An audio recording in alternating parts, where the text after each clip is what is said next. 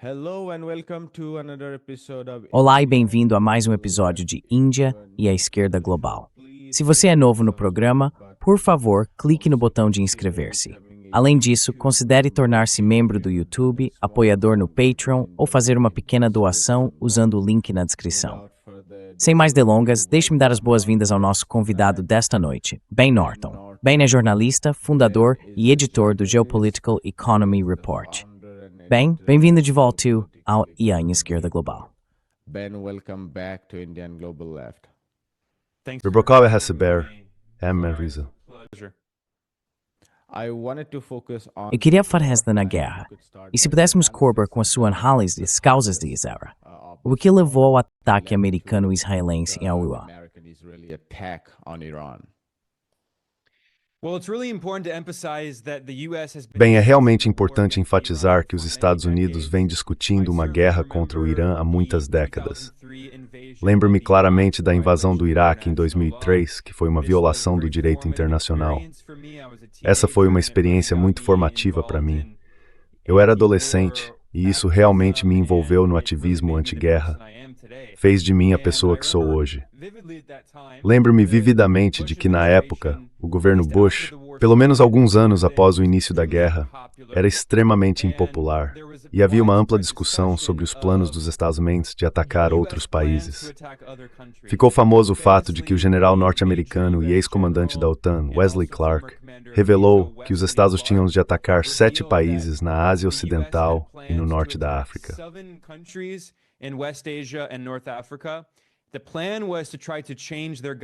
O plano era tentar mudar esses governos em 5 anos. Claro, isso levou muito mais tempo do que isso. Estamos falando de um processo que já dura 2 décadas. Mas os Estados Unidos conseguiram mudar os governos em 6 desses 7 países. Entre eles estão a Síria, onde no final de 2014 o governo foi alvo, a Líbia, onde em 2011 a OTAN destruiu o governo, o Sudão, que vem enfrentando uma guerra civil brutal, o Líbano, que é basicamente um estado falido, com os Estados constantemente interferindo e impondo sanções, a Somália também é um estado falido, e o Iraque, que os Estados invadiram. E por fim, o Irã. Essa era a cereja do bolo, por assim dizer. E realmente remonta à Revolução de 79.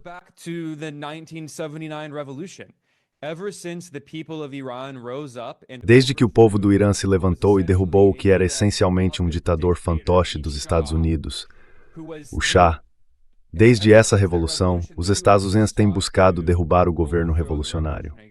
Agora, é importante voltar à política externa do governo Richard Nixon, especialmente sob Henry Kissinger, que foi o arquiteto de grande parte dos projetos imperialistas dos Estados para a região.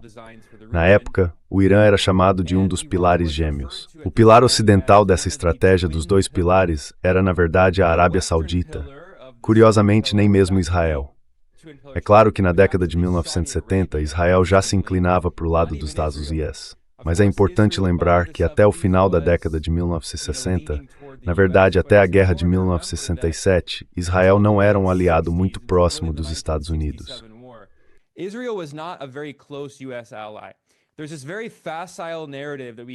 Existe uma narrativa muito simplista que ouvimos hoje, em grande parte vinda de analistas americanos, que dizem que tudo gira em torno de Israel. Isso é muito superficial e, em muitos casos, acho que também é interesseiro.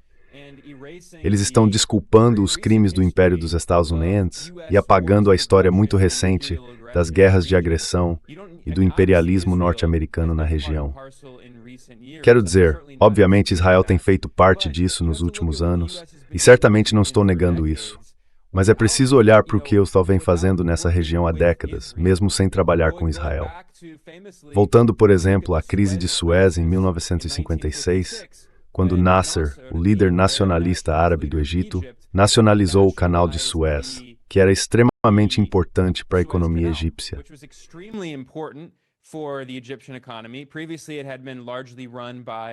Anteriormente, o Império Britânico era quem controlava em grande parte. Naquela época, os Estados Unidos não apoiavam Israel. Na verdade, Israel, o Império Britânico e o Império Francês eram aliados. os Estados Unidos estavam tentando conquistar algumas forças nacionalistas árabes para o seu lado. Isso foi no início da Primeira Guerra Fria, e ainda não estava claro que os governos nacionalistas árabes tenderiam em grande parte para a União Soviética. Nasser acabou se inclinando para a União Soviética. Mas o Egito, sob Nasser, foi um dos cofundadores do movimento dos países não alinhados em 1961. Então houve esse tipo de realinhamento que aconteceu um pouco mais tarde.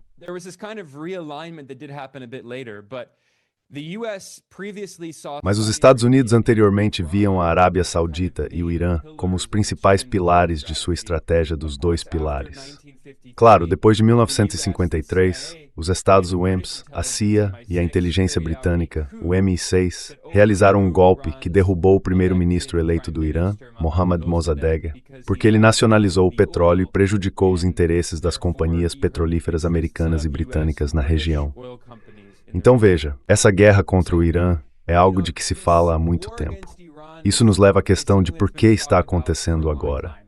Vou chegar a isso em um momento, mas estou frustrado com o que considero uma análise muito superficial de muitas pessoas que, de outra forma, acredito terem uma análise muito sofisticada da guerra.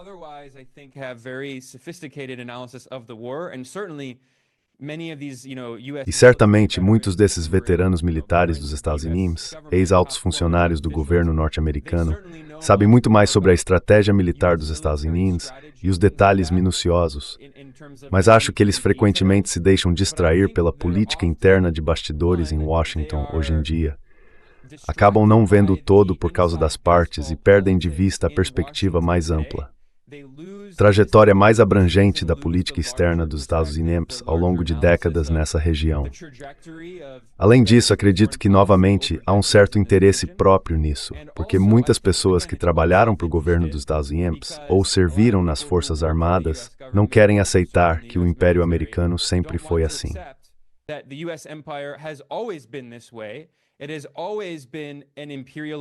Sempre foi uma potência imperialista e agressiva que, no Sul Global, violou a soberania de países do Sul Global e derrubou dezenas de governos independentes e soberanos. Quero dizer, o Império dos Estados Unidos tem sido a principal fonte de instabilidade para o Sul Global há décadas. E se você simplesmente culpar Israel, é muito mais fácil, embora isso não nos ajude a entender. Israel foi responsável pela Guerra dos Estados na Coreia, pela Guerra dos Estados no Vietnã, pela invasão do Panamá, pela invasão de Granada, pela guerra na Iugoslávia. Quero dizer, as pessoas adoram apontar para as guerras na Ásia Ocidental e dizer que todas essas guerras são por causa de Israel. É uma análise muito superficial. Mas e quanto a todas as guerras em outras partes da Ásia?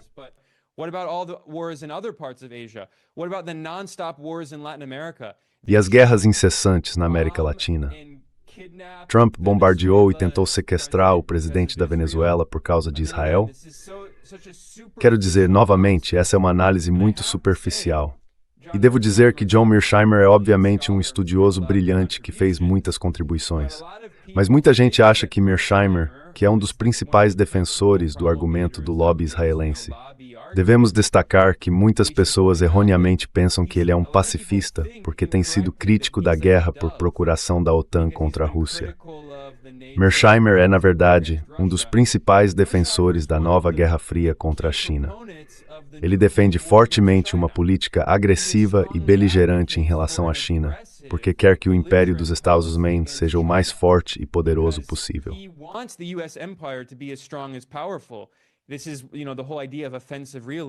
Essa é, você sabe, toda a ideia do realismo ofensivo, de que todos os estados são tão agressivos quanto o Império dos Estados Unidos, o que é absurdo.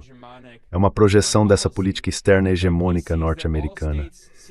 Ele vê que todos os estados buscam maximizar seu poder e alcançar a hegemonia, e projeta isso sobre todos os outros países.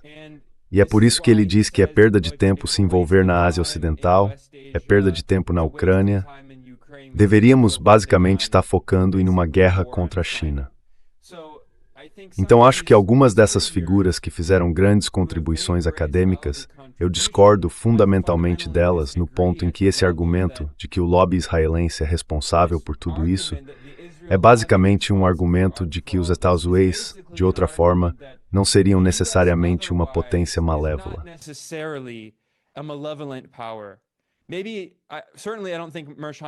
Talvez. Certamente não acho que Mearsheimer jamais argumentaria que os Estados Unidos são uma potência benevolente, de forma alguma. Isso seria um argumento muito infantil, do tipo que talvez os neoconservadores fariam. E Mearsheimer não é um neoconservador, mas ele tem uma visão bastante cínica de que sim, os Estados Unidos certamente não são benevolentes, mas que Israel força os Estados Unidos a se envolverem em conflitos secundários, quando o foco principal deveria ser conter a China. E isso é obviamente algo ruim. Ironicamente, do ponto de vista de Pequim, eles certamente não querem que o governo caia.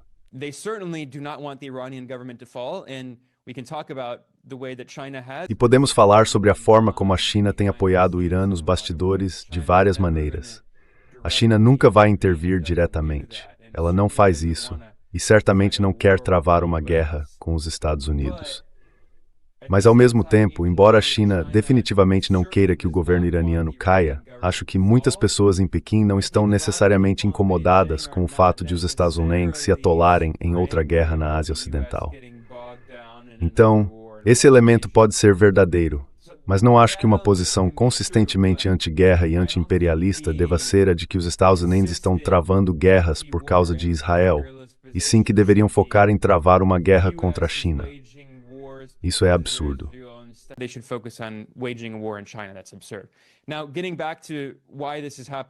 Agora, voltando à questão de por que isso está acontecendo agora, sempre fui muito crítico em relação ao argumento do lobby israelense. Não estou dizendo que Israel não seja um fator. Obviamente, Israel é um fator. Mas Israel é uma extensão do Império dos Estados Unidos. O próprio Netanyahu se referiu orgulhosamente a Israel como um poderoso porta-aviões norte-americano. O secretário de Estado do governo Ronald Reagan, lá nos anos 80, também disse, de forma célebre, que Israel é um porta-aviões que não pode ser afundado. Quanto ao motivo de esse conflito estar acontecendo agora, acredito que haja algumas razões. Novamente, isso vem sendo discutido há muito tempo. Mas uma grande diferença agora é que, claro, o governo Bush teria adorado travar uma guerra contra o Irã, mas naquela época havia muito mais obstáculos. No final de 2014, o governo sírio foi derrubado.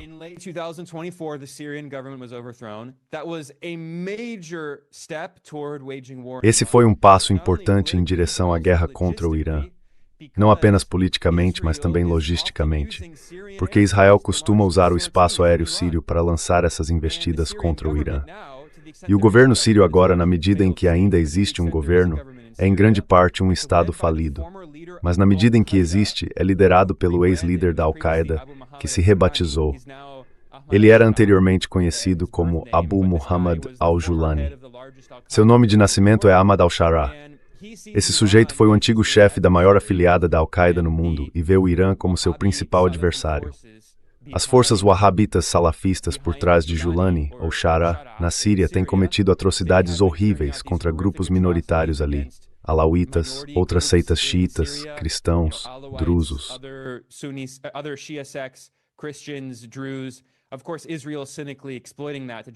É claro que Israel está explorando isso de forma cínica para justificar suas políticas de colonização na Síria, dizendo que precisa defender as minorias étnicas.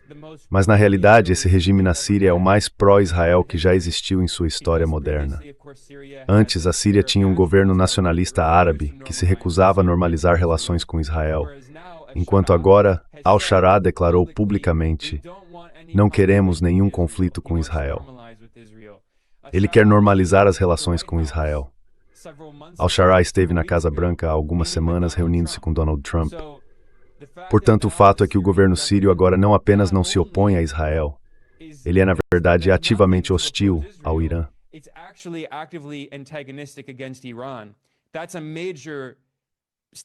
Esse foi um passo importante em direção a esta guerra contra o Irã. Além disso, há a decapitação da liderança do Hezbollah no Líbano. Agora, Israel acreditava falsamente que havia destruído o Hezbollah. Obviamente não o fez, porque as raízes do Hezbollah são profundas na sociedade libanesa. Enquanto os Estados Unidos e Israel tentarem basicamente colonizar o Líbano, o que Israel está fazendo agora, colonizando o quinto sul do país, eles já deslocaram cerca de 20% da população libanesa e estão colonizando o sul. Enquanto Israel fizer isso, haverá resistência indígena contra ele. O próprio Hezbollah tem suas origens nas invasões israelenses de 78 e 1082 no Líbano. E depois da invasão de 82,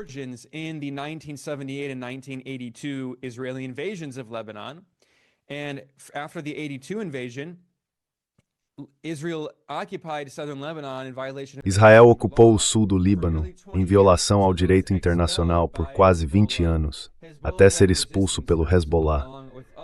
O Hezbollah liderou a resistência junto com outros grupos em 2000. Então Israel achou que os Estados Unidos e Israel poderiam simplesmente eliminar toda a liderança do Hezbollah e depois tomar o controle do Líbano. É a mesma coisa que os Estados Unidos pensaram em relação ao Irã, que poderiam simplesmente eliminar a liderança. O governo iraniano cairia e eles poderiam instalar um fantoche como acharam que fariam na Venezuela. Eu sei que você quer falar sobre a Venezuela mais tarde. Aliás, os Estados Unidos não conseguiram derrubar o governo venezuelano. A ordem constitucional permanece. A atual presidente em exercício era vice-presidente sob Nicolás Maduro, Delcy Rodrigues.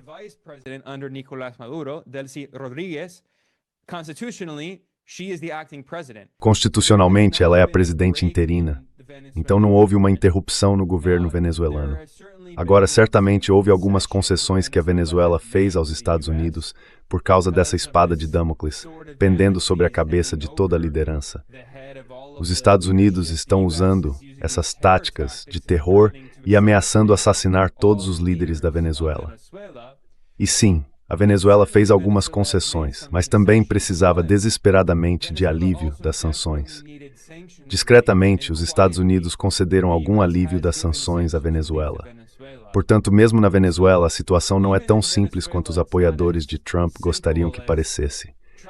Mas a realidade é que Trump achou que poderia repetir isso no Irã. Ele fracassou. Agora, é claro, há outros motivos.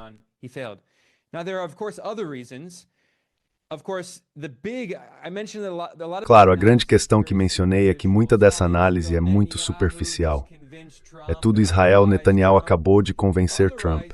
E fora isso, Trump é, sabe, um homem tão inocente. Quero dizer, ele nunca bombardearia outro país se não fosse por Israel, certo?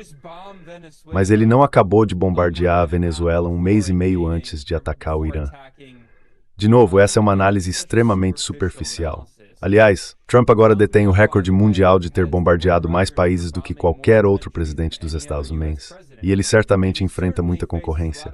Obama bombardeou 7 países, Trump já bombardeou 10. E ele está ameaçando Cuba. Esse seria o 11º. Aliás, ele meio que está bombardeando o Equador também.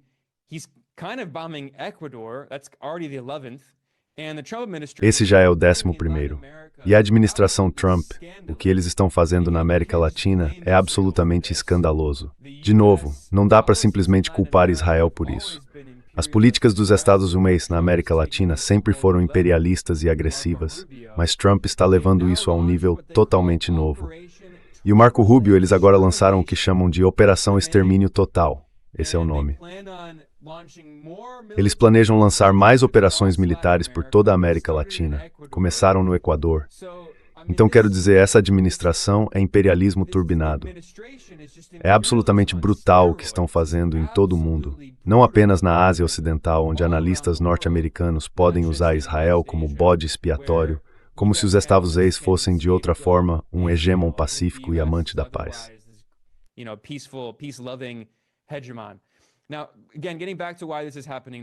Agora, voltando novamente à questão de por que isso está acontecendo agora, o panorama mais amplo que muitas vezes as pessoas não enxergam por estarem focadas demais nos detalhes, é claro, essa estratégia mais ampla dos Estados Unidos de tentar conter a China. Agora, em Pequim, há algumas pessoas que não gostam desse argumento. Eu discuto muito com elas, mas elas não necessariamente veem a guerra contra o Irã como algo direcionado à China. Eu acho que isso acho que às vezes elas são um pouco ingênuas. Ingênuas não é exatamente a palavra certa, porque são analistas muito inteligentes, mas acredito que subestimam a agressividade e a natureza insidiosa dos Estados Unidos. E, na verdade, se você assistir a Fox News, eles dizem isso a cada hora. É tudo sobre a China, China, China.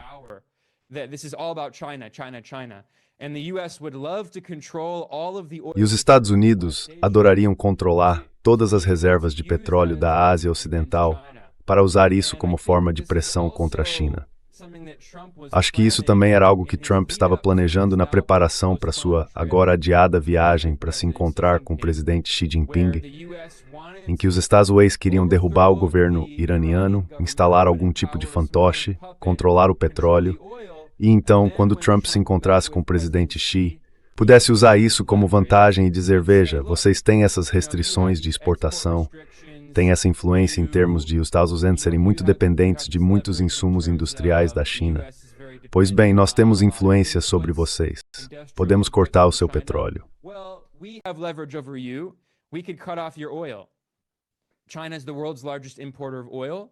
A China é a maior importadora de petróleo do mundo e obtém grande parte desse petróleo do Golfo Pérsico. Não apenas do Irã, mas também das monarquias do Golfo. A China desempenha um papel complicado. Apoia o Irã, mas também tenta equilibrar suas relações com as monarquias do Golfo, pois é o maior parceiro comercial delas e depende fortemente de sua energia. Portanto, há um jogo geopolítico complexo em andamento aqui. Os Estados Unidos gostariam de afastar todos os países que, bem, você sabe, a China não tem um sistema formal de alianças, mas aqueles que são muito próximos da China, especialmente os que lhe fornecem a energia e as commodities necessárias para sustentar sua enorme economia industrial.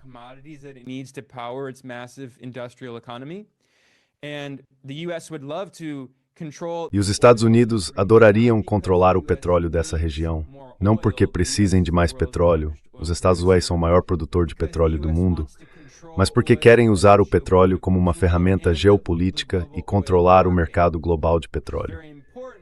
Isso é muito importante, porque há também um grande elemento de desdolarização nisso. O Irã reconhece isso.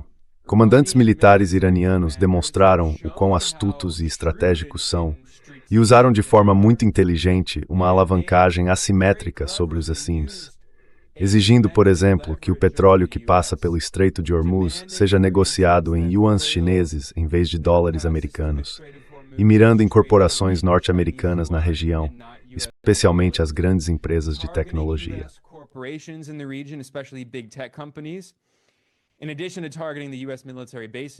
Além de mirar nas bases militares dos Estados Unidos, há também o elemento do sistema do dólar. No momento, vimos, por exemplo, muitos bancos centrais estrangeiros vendendo títulos do Tesouro dos Estados Unidos porque suas moedas estão caindo drasticamente, em grande parte por causa desta crise. Muitos países do sul global são grandes importadores de petróleo e enfrentam déficits crônicos em conta corrente, que estão piorando à medida que os preços do petróleo disparam. Portanto, eles vão vender títulos do Tesouro dos Estados Unidos, o que exercerá pressão de alta sobre os rendimentos no mercado de títulos norte-americano.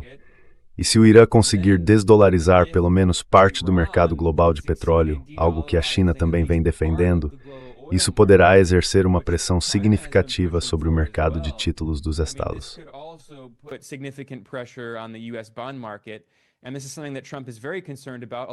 E isso é algo com que Trump está muito preocupado, junto com o mercado de ações, obviamente, e é por isso que ele constantemente espera até a noite de sexta-feira ou amanhã de sábado, quando o mercado de ações está fechado para o fim de semana. Então ele faz esses grandes anúncios, como dizer que vai destruir a rede elétrica do Irã.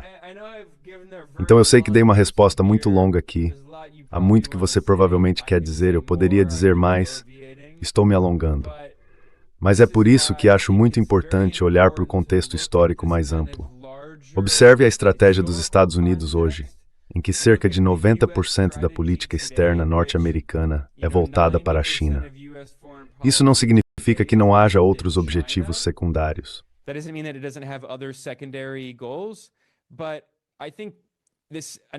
Mas eu acho que essa análise que ouço de tantas pessoas, de que é tudo culpa de Israel, de que Netanyahu convenceu Trump e que de outra forma Trump não estaria fazendo isso, não permite compreender a política externa dos Estados Unidos com esse tipo de argumento simplista.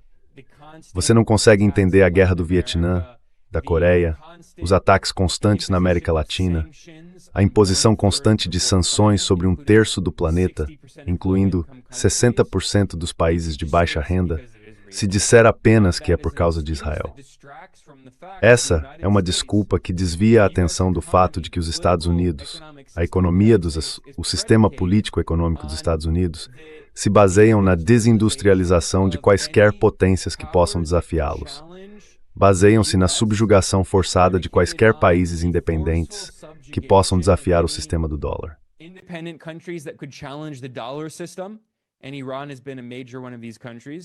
E o Irã tem sido um dos principais desses países. Tudo isso se baseia no controle monopolístico sobre mercados estratégicos essenciais, especialmente o mercado de energia, junto com semicondutores e grandes empresas de tecnologia, o que explica por que a China é vista como uma grande ameaça.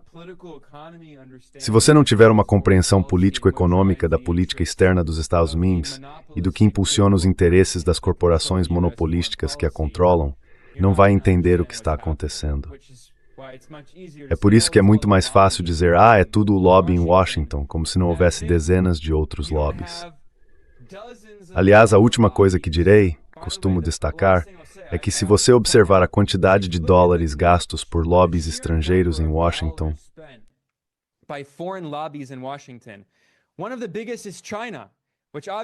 um dos maiores é a China, que obviamente tem muito pouco sucesso, porque os interesses do lobby chinês não se alinham com os das corporações monopolistas dos Estados Unidos e do complexo militar industrial.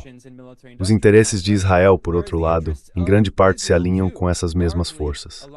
Da mesma forma, os regimes do Golfo também fazem muito lobby. Na verdade, em termos de dólares, a Arábia Saudita gasta mais com lobby em Washington do que Israel. Então, por que não falamos sobre o lobby saudita? Bem, é porque os lobbies que têm sucesso são, em última instância, aqueles que defendem políticas que se alinham com os interesses da classe dominante dos estados e dos oligarcas capitalistas. Quando há uma convergência de interesses, eles tendem a conseguir que essas políticas sejam adotadas. Quando há interesses contraditórios, como entre a China e os Estados Unidos, eles tendem a ter pouco sucesso.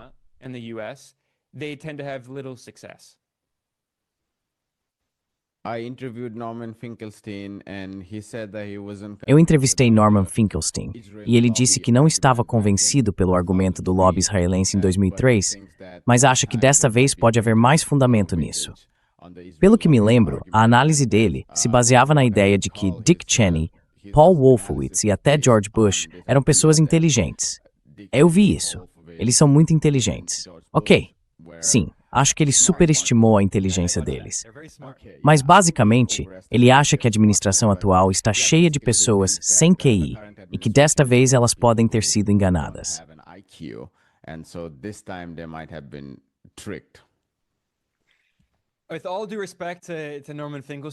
Com todo o respeito ao Norman Finkelstein, ele fez um trabalho incrível. Sim, discordo respeitosamente aqui.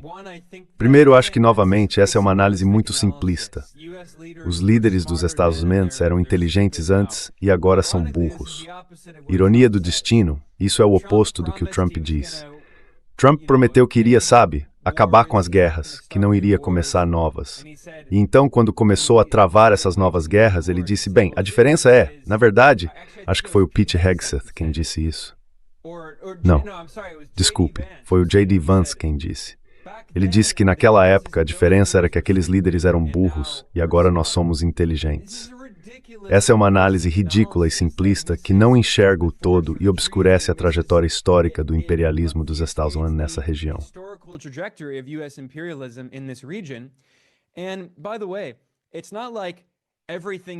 E a propósito, não é como se tudo estivesse sendo feito apenas pelo imperador Trump. Certamente, Trump tem muito poder, mas isso também obscurece o papel do próprio exército. Pessoas como o general Dan Raising Kane, a quem Trump adora elogiar, esse maníaco que ganhou o apelido de Raising Kane porque adora arrasar cidades até o chão. E há muitos oficiais de alta patente que vêm defendendo uma guerra com o Irã há muito tempo, porque queriam decapitar a liderança iraniana e destruir as instalações nucleares do país. Eles dizem que querem impedir o Irã de obter uma arma nuclear, Mas eu realmente acho que essa guerra, ironicamente, torna mais provável que o Irã desenvolva uma.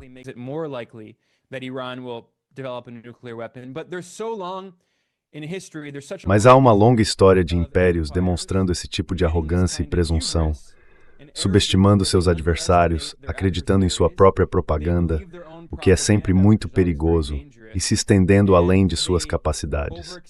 Todo império fez isso ao longo da história, e certamente no caso dos Estados Unidos podemos ver isso claramente.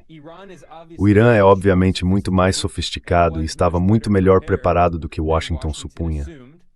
E dizer que tudo aconteceu porque Trump decidiu por capricho atacar o Irã é novamente uma análise muito simplista. Isso também obscurece o papel de Marco Rubio, um operador muito sofisticado e nefasto que se reinventou completamente.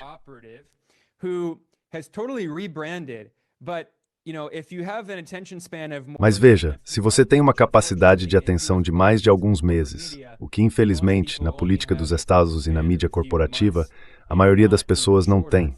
Elas só conseguem se concentrar por alguns meses, ou até menos, algumas semanas, certo?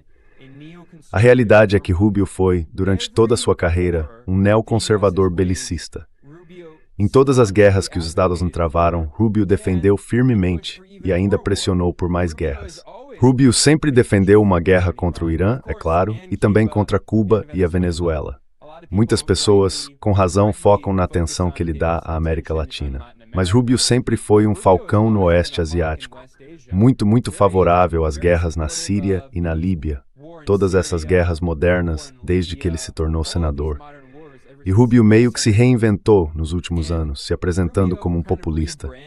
Ele começou a falar sobre política industrial.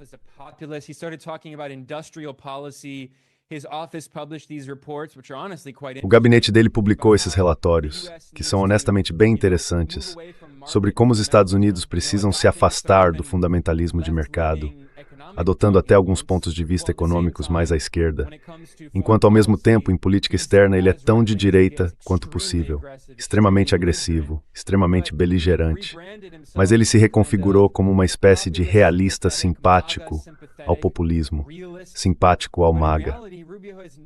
Na realidade, porém, Rubio nunca deixou de ser um belicista espumando de raiva. E embora ele tenha ficado bem quieto durante o governo Trump, o que é um movimento inteligente da parte dele, porque entende que Trump não gosta de personalidades fortes que não sejam deferentes a ele. Ele se livra de qualquer um que não seja completamente deferente. Rubio tem se mantido muito calado.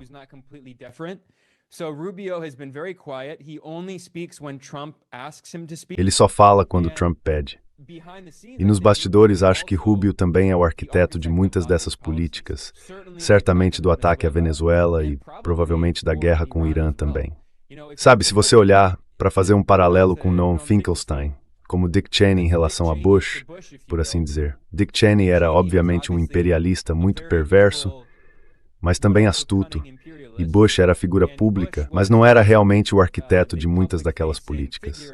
Acho que dá para traçar um paralelo semelhante hoje entre Trump e Rubio. Acredito que Rubio esteja certamente impulsionando muitas dessas políticas e convencendo Trump. Mas, novamente, não é só o Trump. Há todo um aparato que vem pressionando por uma guerra com o Irã há décadas, voltando àquele famoso discurso de Wesley Clark, e até antes disso.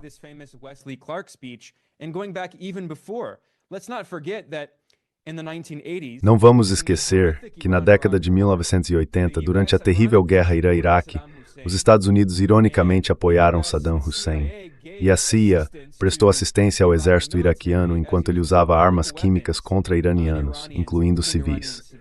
Isso foi relatado pela revista Foreign Policy. Os Estados Unidos estavam apoiando o Iraque nessa guerra por procuração contra o Irã para derrubar o governo revolucionário iraniano. Portanto, certamente não é a primeira vez que os Estados Unidos se envolvem em um tipo de guerra indireta com o Irã.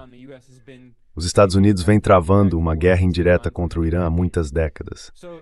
Então, mais uma vez, acredito que o que estamos vendo hoje é uma convergência de diferentes fatores. A derrubada do governo sírio, o enfraquecimento do Líbano, a operação na Venezuela, e os Estados Unidos acharam que poderiam facilmente repetir isso no Irã.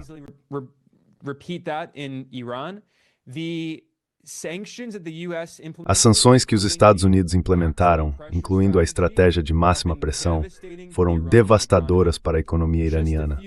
Apenas algumas semanas antes de os Estados Unidos atacarem o Irã, em 28 de fevereiro, Scott Bessent, o bilionário gestor de fundos de hedge de Wall Street, ironicamente um protegido de Soros, foi à Fox News e se gabou de ter sido responsável por colapsar, segundo suas próprias palavras, a economia iraniana.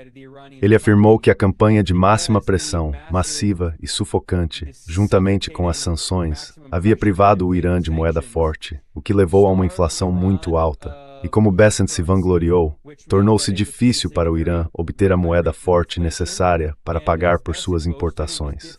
Ele chegou até a se atribuir o mérito pelos grandes protestos.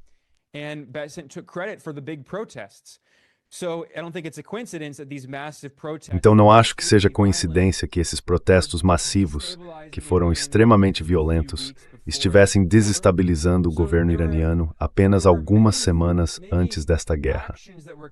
Houve muitas ações realizadas na preparação para esta guerra por várias administrações. A administração Obama iniciou a guerra suja contra a Síria em 2011, que continuou sob Trump em seu primeiro mandato e acabou sendo bem-sucedida sob a administração Biden, porque a economia síria havia sofrido e se deteriorado, tanto que a base do governo estava realmente frágil naquele momento. E o governo sírio caiu. Quero dizer, foi um projeto de 3 anos, de 2011 até 2024. Então, esse caminho em direção à guerra com o Irã não foi.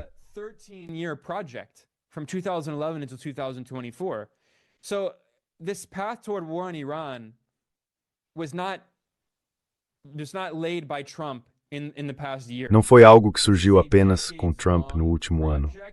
Este é um projeto que vem se desenvolvendo há décadas e, sim, Trump foi quem, no fim das contas, puxou o gatilho. Mas o ponto que venho destacando nos meus vídeos é que isso me lembra das pessoas que argumentam que a Primeira Guerra Mundial aconteceu por causa do assassinato do arquiduque Ferdinando por um nacionalista iugoslavo, e, portanto, o Império Austro-Húngaro declarou guerra à Sérvia, o que desencadeou uma série de eventos em efeito dominó que levaram à Primeira Guerra Mundial. Quero dizer, isso não está errado, mas é uma compreensão muito superficial da guerra. A Primeira Guerra Mundial foi uma guerra interimperialista. As potências coloniais europeias haviam colonizado o mundo inteiro.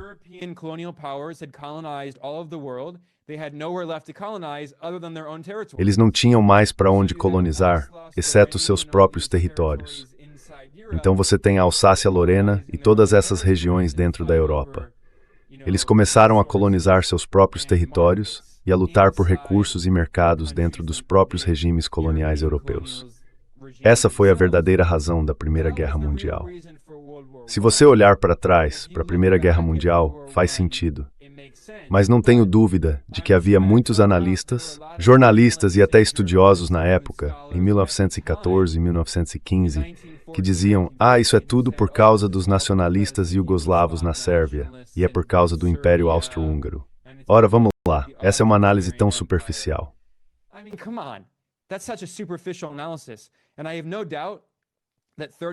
E não tenho dúvida de que daqui a 30 ou 40 anos, os historiadores olharão para esta guerra como parte de um projeto eurasiático mais amplo do Império dos Estados Unidos para controlar a ilha mundial, por assim dizer. Isso é geopolítica básica. Cercar a China, eliminar quaisquer países independentes enquanto os Estados Unidos travam esta nova Guerra Fria. Buscam o controle do mercado global de petróleo e tentam desesperadamente manter o sistema do dólar unido em um momento em que esse sistema está em declínio significativo, o que é a arma mais poderosa que os Estados Unidos possuem. Os historiadores, acredito, verão esses fatores como mais importantes. E certamente dirão que Israel foi um fator, mas a ideia de que tudo isso acontece por causa de Israel é apenas superficial.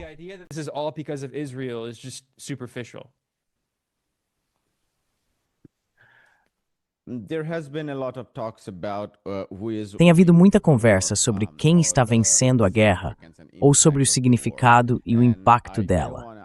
Eu não quero fazer essa pergunta tão ampla, porque isso realmente depende de como se definem os objetivos da guerra para cada lado. Pode-se dizer que a decapitação do líder significa que os Estados Unidos venceram. Outro argumento é que incendiar um navio de guerra americano significa que o Irã venceu a guerra. Acho que uma maneira melhor seria aprofundar algo que você mencionou, que, se a sua análise é de que a China é o principal fator, ou, digamos, um fator significativo por trás dos Estados Unidos. É um fator importante. Existem vários fatores, mas esse é um dos principais. É um fator importante, como incentivo, um incentivo dos Estados Unidos para atacar o Irã. Então a análise nos mostraria que eles estão fracassando miseravelmente. Em primeiro lugar, os Estados Unidos não conseguem controlar o petróleo iraniano porque não conseguiram desmembrar o Irã. Todas essas conversas sobre uma operação especial rápida na ilha de Karg para controlar o petróleo iraniano são simplesmente absurdas. Mesmo que fosse possível controlar a ilha de Karg, não seria possível controlar o petróleo iraniano, porque para isso seria necessário controlar todo o processo de produção. Já vimos isso na Venezuela. Não dá para fazer isso sem controlar o processo inteiro. Além disso, o sistema do petrodólar, se o objetivo era fortalecê-lo, tem enfraquecido, na melhor das hipóteses, porque o mercado de petróleo foi desestabilizado. Além do mais, os estados do Golfo, que têm sido o pilar do petróleo e a base do sistema do petrodólar, vêm reinvestindo seu excedente em ativos do mundo.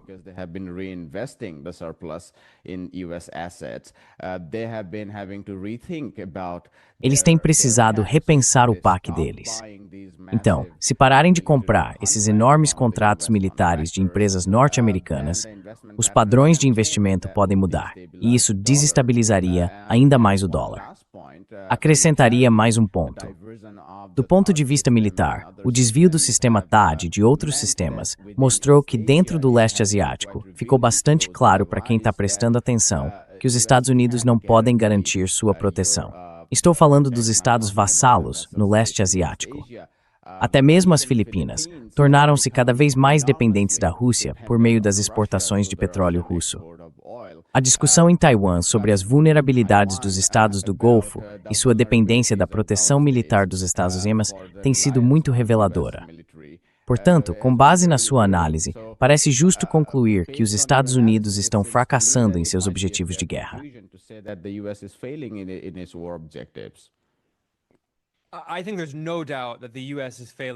Acho que não há dúvida de que os Estados Unidos estão fracassando miseravelmente em praticamente todos os seus objetivos. E eu iria além. Nesse ponto, acho justo dizer que podemos concluir que o Irã está vencendo de maneiras significativas. Pode parecer um argumento bastante radical, mas até a Foreign Affairs, a publicação do Conselho de Relações Exteriores, que é o mais próximo possível da classe dominante, até eles publicaram um artigo reconhecendo que, segundo suas próprias métricas, o Irã está vencendo essa guerra. Já vou chegar a isso em um segundo. Há tantos pontos excelentes que você levantou e aos quais quero responder. O primeiro é que mencionei que todo império, em algum momento, acaba se estendendo demais e, por causa de sua própria arrogância, adota políticas autodestrutivas.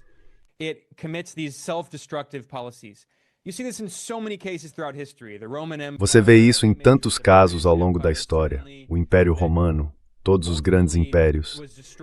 O Império Britânico, certamente, que acabou sendo destruído na Primeira e na Segunda Guerra Mundial. O Império Alemão. Bem, esse é o exemplo mais horrível. Mas não devemos esquecer que foi o regime nazista que destruiu o Império Alemão. Os crimes que o Império Alemão cometeu no sul da África, por exemplo, foram muitas vezes esquecidos por causa das atrocidades horrendas do Terceiro Reich. Mas veja, essas atrocidades, como argumentou de forma célebre Aimé Césaire, mostraram que o fascismo era a aplicação do colonialismo internamente, contra nações, povos oprimidos ou grupos minoritários dentro do núcleo imperial.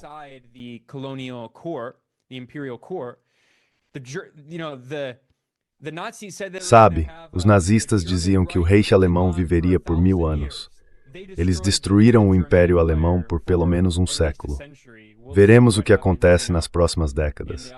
Mas certamente há forças de extrema-direita que querem remilitarizar. Isso se repete ao longo da história, quando impérios acham que vão garantir sua dominação e força contínua, mas acabam destruindo partes significativas do próprio império. E acho justo dizer que os Estados Unidos podem estar fazendo isso neste exato momento. Agora, por que digo isso? Por que o Irã está vencendo? Por que os Estados Unidos estão perdendo? Do ponto de vista do Irã, há vários objetivos que ele quer alcançar. It has several goals it wants to accomplish. Obviously, the biggest goal would be Obviamente, o maior objetivo seria a libertação da Palestina. Infelizmente, isso não parece que vai acontecer no curto ou médio prazo. Embora eu ressalte que isso nos leva de volta ao ponto que acabei de mencionar há pouco. O regime israelense, como mencionei sobre o Império Alemão se autodestruindo, agora parece tão forte. Ele conseguiu, pelo menos por enquanto, basicamente destruir Gaza. E quem sabe o que vai acontecer em Gaza? Está gradualmente anexando a Cisjordânia em violação ao direito internacional, está tentando colonizar o sul do Líbano, veremos se vai conseguir lá. Não conseguiu nos anos 80 nem nos 90.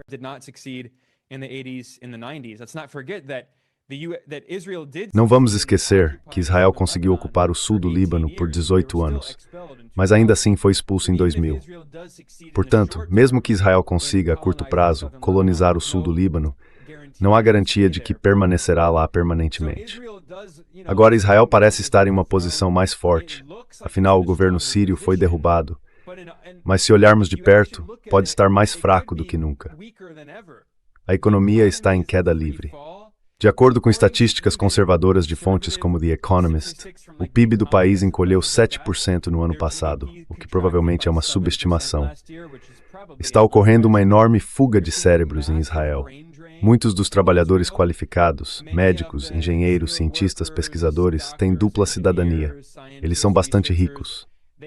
Many of them have dual passports. They're quite wealthy, and they've been, going to their other. E eles têm ido para seus outros países de cidadania, Europa, Estados Unidos, Canadá, Austrália. Então estamos vendo uma enorme fuga de cérebros e uma crise econômica significativa. Ninguém pode confiar em Israel. Mesmo as monarquias do Golfo que normalizaram relações com Israel, como os Emirados Árabes Unidos, estão enfrentando consequências severas, como você mencionou, por causa desta guerra. E a Arábia Saudita, que estava considerando a normalização, pode apostar que agora está repensando isso 1, 2 ou até 3 vezes. Então, novamente, Israel parece mais forte do que nunca, mas em muitos aspectos pode estar mais fraco do que nunca. E há todas essas contradições internas em Israel. O crescimento de movimentos teocráticos extremistas contra as antigas forças seculares que costumavam liderar o exército. Há tantas contradições esperando para explodir em Israel.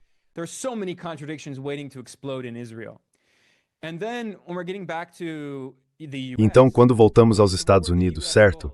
Quais eram os objetivos dos Estados Unidos? Antes de tudo, mudança de regime. Isso não vai acontecer. A piada que as pessoas estão contando é que os Estados Unidos conseguiram substituir Khamenei por Khamenei. E eu acrescentaria que Ali Khamenei tinha 86 anos, estava com a saúde debilitada. Ele queria ser um mártir, não fugiu. Sabia que os Estados Unidos e Israel iriam matá-lo. Estava em seu escritório no centro de Teherã. Queria se tornar um mártir. E agora seu filho foi eleito pelas autoridades religiosas do Irã como o novo líder supremo. Tem sido amplamente noticiado que seu filho é mais militante. Muitas vezes se esquece porque a mídia ocidental está repleta dessa propaganda orientalista, mas Ali Khamenei, no contexto do governo iraniano, era na verdade uma voz relativamente moderada.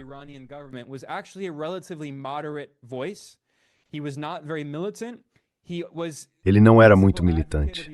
Ele foi o principal defensor da política iraniana de paciência estratégica. E é por isso que algumas pessoas, especialmente no establishment militar do Irã, ficaram muito irritadas quando os Estados Unidos e Israel continuaram atacando o Irã, assassinando líderes iranianos, matando cientistas nucleares iranianos. Eles chegaram a bombardear o consulado do Irã na Síria. No ano passado, em junho, travaram uma guerra de 12 dias contra o Irã. E Ali Khamenei sempre defendia uma política de paciência estratégica. Ele queria que as respostas fossem recíprocas e não queria escalar o conflito, porque temia que os Estados Unidos e Israel estivessem tentando arrastar o Irã para uma guerra maior.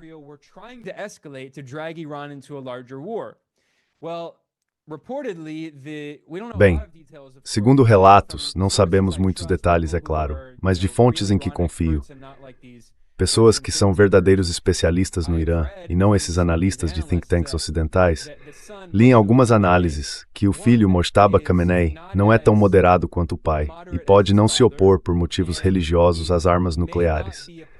Ali Khamenei emitiu uma decisão religiosa, uma fatwa contra as armas nucleares. Era uma convicção profundamente enraizada. E parece que Mojtaba Khamenei está mais disposto a buscar armas nucleares. Isso vem depois de, no ano passado, comandantes militares iranianos terem feito uma intervenção bastante extraordinária. Isso foi noticiado pelo The Telegraph, mas também em outros lugares, e acho que nesse caso é uma fonte bastante confiável. Eu sei que é.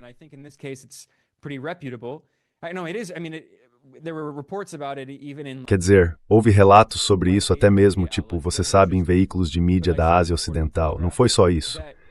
Mas eu vi uma reportagem no The Telegraph dizendo que comandantes militares iranianos estavam tentando convencer Ali Khamenei a mudar sua fatwa, a cancelá-la, e permitir a criação de armas nucleares.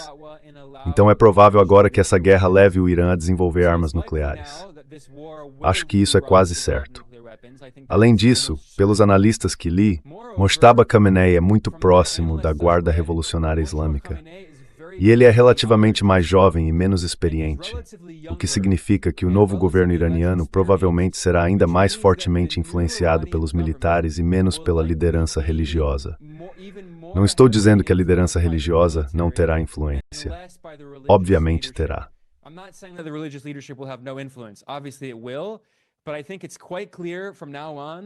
Mas acho que está bastante claro a partir de agora que os militares serão de longe a força mais poderosa no Irã. Todo estado na Terra tem um equilíbrio de forças em seu interior. Você sabe, há estados como o Paquistão, que são governados pelos militares. Acho que no caso do Irã, os militares sempre foram muito influentes, mas também havia a liderança política e a liderança religiosa. E há um pequeno grupo de capitalistas. Existe esse equilíbrio de forças. Acho que agora não há dúvida de que os militares estão no comando e serão muito poderosos daqui para frente. Então, ironicamente, essa guerra provavelmente fortalecerá a firmeza do Estado iraniano. Pode tornar o Estado iraniano ainda mais forte e mais resiliente, porque esses estados liderados por militares tendem a ser um pouco mais resilientes. E em termos dos objetivos dos Estados Unidos de mudança de regime, isso fracassou.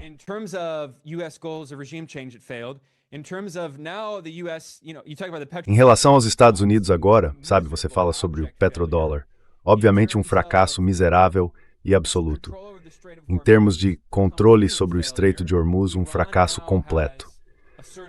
O Irã agora afirmou controle sobre o Estreito de Hormuz por um futuro previsível. Então, em todas as métricas, os Estados Unidos estão perdendo feio. Os Estados Unidos conseguiram destruir muita infraestrutura iraniana e, você sabe, bombardear crianças, algo em que são muito bons, bombardear escolas e hospitais. Mas, obviamente, não conseguiram quebrar a vontade do povo iraniano. E isso, ironicamente, só levou os iranianos a se unirem em torno da bandeira. E, por fim, por que eu digo que o Irã está vencendo? Bem, eu mencionei que o Irã, obviamente, adoraria ter. Você pode pensar em cada estado como tendo muitos objetivos de longo, médio e curto prazo.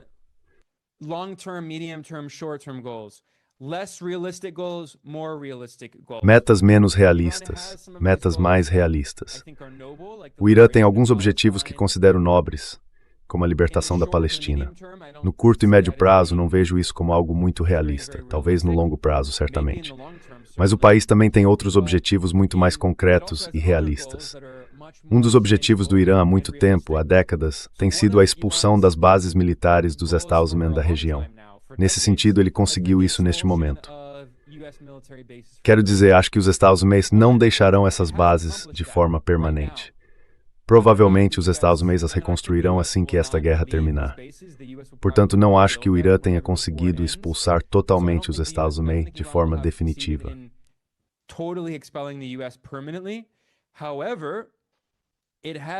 No entanto, conseguiu primeiro destruir todas essas bases e, segundo, é por isso que o New York Times informou que as Forças Armadas dos Estados Unidos agora operam principalmente a partir de bases europeias. porque elas praticamente não têm mais forças na região. O Irã também estabeleceu uma dissuasão em relação à Europa, mostrando que pode usar mísseis de longo alcance capazes de atingir alvos a mais de 4.000 quilômetros de distância. Ele atacou a base aérea de Diego Garcia, operada conjuntamente pelos Estados Unidos e pelo Reino Unido. Agora há relatos de que países europeus estão até mesmo resistindo aos Estados, porque temem que à medida que os Estados Unidos usem bases europeias, essas possam se tornar alvos legítimos para os mísseis de longo alcance do Irã, que alcançam até 4.000 quilômetros.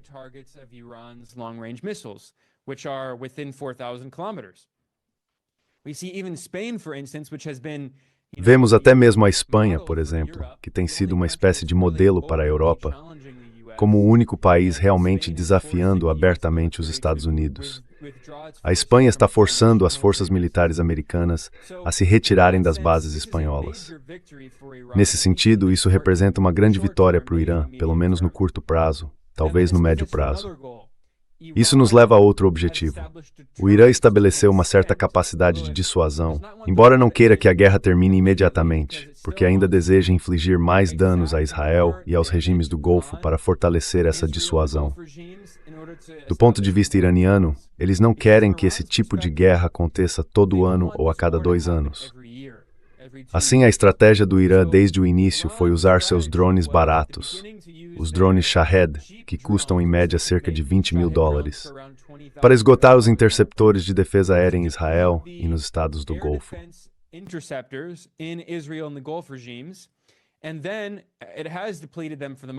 E isso os esgotou em grande parte. Agora o Irã está usando alguns de seus mísseis mais sofisticados para destruir infraestrutura, especialmente alvos militares nesses países. Então os Estados Unidos e Israel, não tenho dúvida de que neste momento adorariam que a guerra terminasse. Trump continua dizendo, insinuando que supostamente há negociações em andamento, embora o Irã negue isso. Mas o Irã não quer acabar em uma situação em que concorde com um cessar-fogo e, no ano seguinte, depois que os Estados Unidos, Israel e os regimes do Golfo tiverem seus estoques de munições reabastecidos a guerra seja retomada. O Irã precisa estabelecer uma dissuasão e deixar claro que não haverá outra guerra por décadas.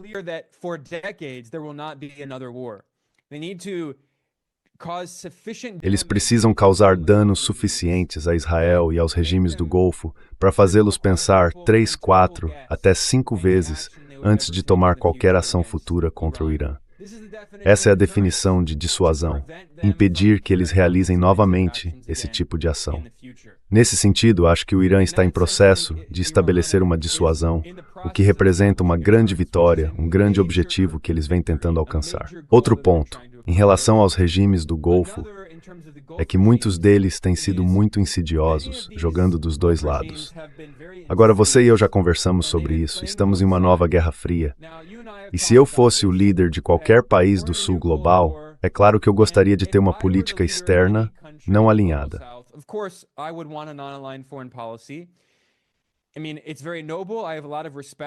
Quer dizer, é algo muito nobre. Tenho muito respeito pelos países que desafiam diretamente o império dos Estulei. Mas como vemos em Cuba, é muito doloroso fazer isso. Você será punido, será bloqueado, enfrentará sanções. Então faz sentido do ponto de vista de seus próprios interesses nacionais, porque tantos países do Sul global são não alinhados. E os regimes do Golfo têm tentado equilibrar entre o Ocidente liderado pelos Estados Unidos e os países eurasiáticos, China, Rússia, os países do BRICS. Os Emirados Árabes Unidos até ingressaram no BRICS, o que é bastante incrível, porque os Emirados e o Irã estão basicamente em guerra entre si agora. Os azuleis estão usando, ou estavam usando, bases militares nos Emirados para atacar o Irã.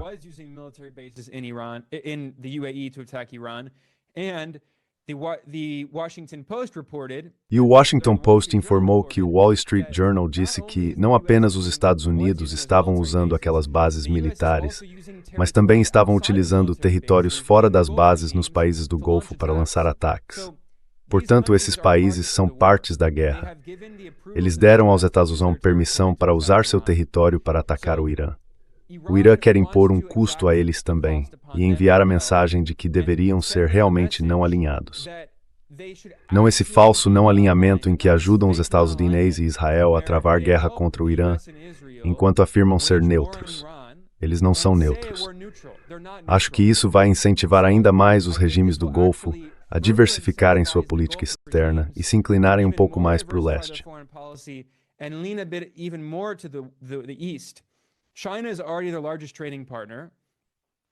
A China já é o maior parceiro comercial e as chamadas garantias de segurança dos Estados Unidos obviamente não têm sido bem-sucedidas em garantir segurança.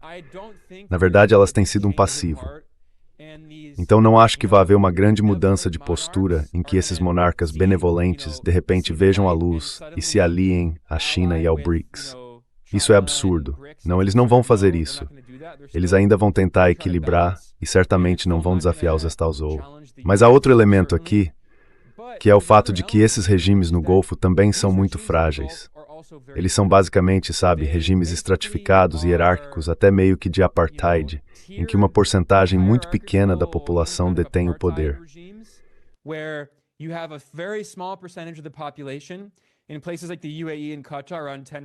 Em lugares como os Emirados Árabes Unidos e o Catar, cerca de 10% da população são cidadãos. Eles têm um estado de bem-estar social muito generoso, porque são todos petroestados. Eles obtêm todo esse dinheiro do petróleo e do gás natural, e então, uma pequena parcela da população recebe benefícios muito generosos, enquanto a maioria é tratada basicamente como escrava. Em grande parte, são trabalhadores migrantes do sul da Ásia, especialmente trabalhadores muçulmanos do Paquistão, Bangladesh e Índia, e até do Sudeste Asiático, como das Filipinas. Há muitos trabalhadores migrantes que são brutalmente explorados. Em muitos casos, dezenas de pessoas vivem em quartos apertados com beliches. Eles não têm acesso adequado à higiene e, às vezes, seus passaportes são confiscados. É um sistema horrível. Há muito pouco apoio popular legítimo a esses regimes. O único pelo qual eles realmente têm algum apoio é porque a liderança suborna as pessoas de cidadania.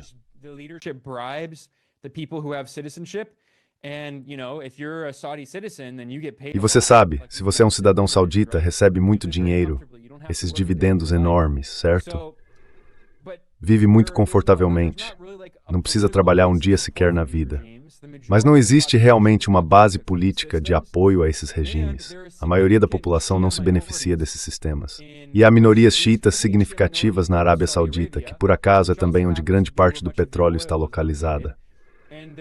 Já houve grandes protestos no passado, especialmente quando o cheque Nimr al-Nimr foi executado. Isso foi uma grande afronta aos muçulmanos xiitas. Então a Arábia Saudita é muito instável. Eles gostam de projetar confiança e estabilidade, mas se a comunidade xiita na Arábia Saudita se levantasse, não tenho dúvida de que o regime saudita com apoio dos Estados Unidos seria extremamente brutal ao tentar reprimir isso.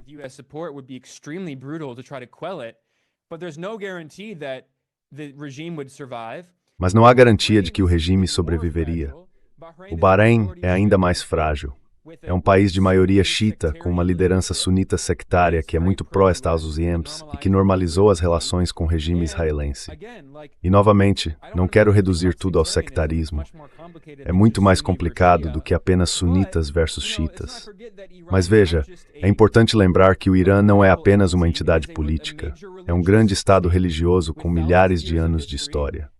O governo não é apenas religioso, mas também o centro global do islamismo xiita, o maior país de maioria xiita, e possui muitos locais religiosos xiitas de grande importância teológica. Há muitos estudiosos xiitas. Quero dizer, essa é outra carta que o Irã poderia jogar se esta guerra continuar a escalar.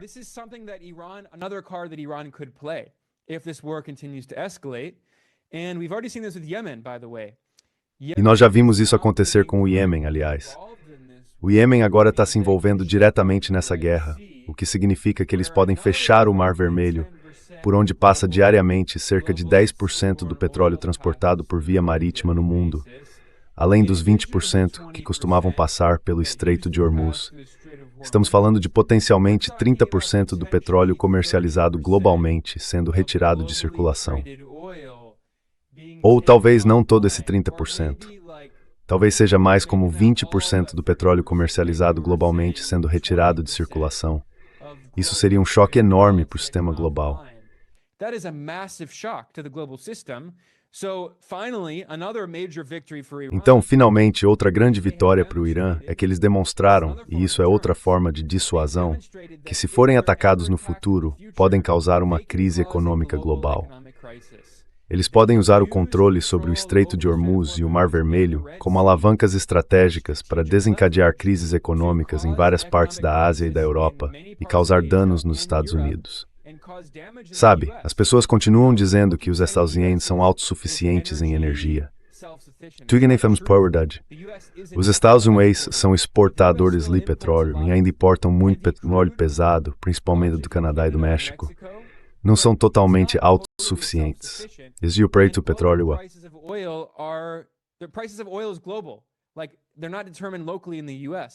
Eles não são determinados localmente nos Estados Unidos. E estamos vendo aumentos massivos nos preços da gasolina, elevações de preço, apenas alguns meses antes das eleições de meio de mandato nos Estados Unidos. Então, novamente, minha resposta aqui é bem longa. Mas, sinceramente, de todos os ângulos que observo, realmente acho que isso é uma grande vitória para o Irã. Sim, houve muitos danos causados no Irã, mas é assim em toda a guerra. Comparado ao que o Irã está ganhando em termos de vitórias, acho que se eu fosse um comandante militar iraniano agora, estaria muito confiante. É por isso que acredito que o Irã tem sido tão reticente em se envolver nessas chamadas negociações, nas quais eles nem podem confiar de qualquer forma, porque toda vez que os Estados Unidos se envolvem em negociações, usam-nas como disfarce para lançar outro ataque contra o Irã.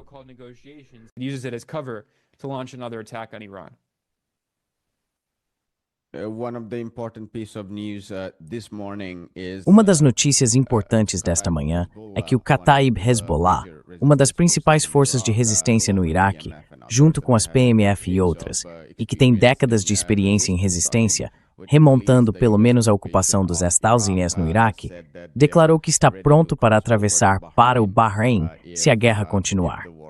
A mídia ocidental ignorou completamente isso. As spike seas of Esimal et Thanicchu e Eswalvis su aiming in Israel. Exploitation de Urgazastassa. Eu quero senhor. One quick note. I'm sorry, I forgot to mention this earlier. Very brief.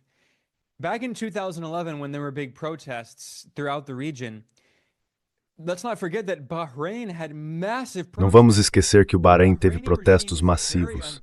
O regime bahreïnita é muito impopular e é por isso que vimos tantos vídeos nas redes sociais. Sempre que há esses ataques no Bahrein, os ataques iranianos, vemos pessoas comemorando.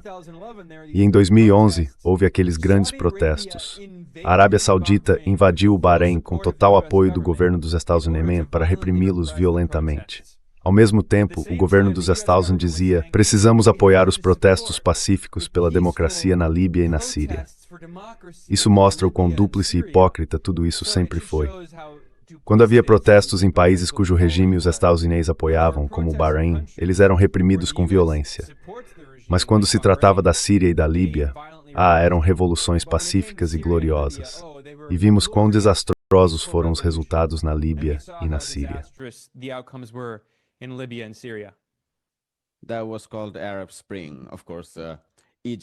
Isso foi chamado de Primavera Árabe. É claro que o Egito e a Tunísia serviram de justificativa, dada a impopularidade existente ali. Mas o Bahrein foi completamente reprimido. E a Síria e a Líbia se tornaram o que estudiosos de verdade chamaram de Inverno Árabe. Quero encerrar perguntando a você sobre a Venezuela e Cuba, e vou combinar minhas perguntas para economizar tempo. Como você disse, é difícil entender as causas motrizes do imperialismo evidente se não se leva em conta o quadro completo. Caso contrário, pode-se cair em explicações como o lobby israelense. Acho que uma das regiões importantes, além do leste asiático e da Eurásia, é a América Latina. Tenho duas perguntas específicas e vou combiná-las. O que aconteceu na Venezuela desde a tentativa de sequestro de Nicolás Maduro?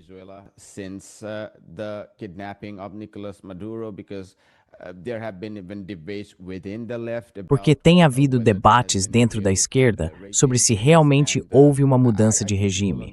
Acho que as pessoas de esquerda que defendem esse argumento estão interpretando demais a propaganda dominante. Uma das evidências a que eles apontam é que as exportações de petróleo da Venezuela para os Estados Unidos aumentaram, junto com as concessões feitas.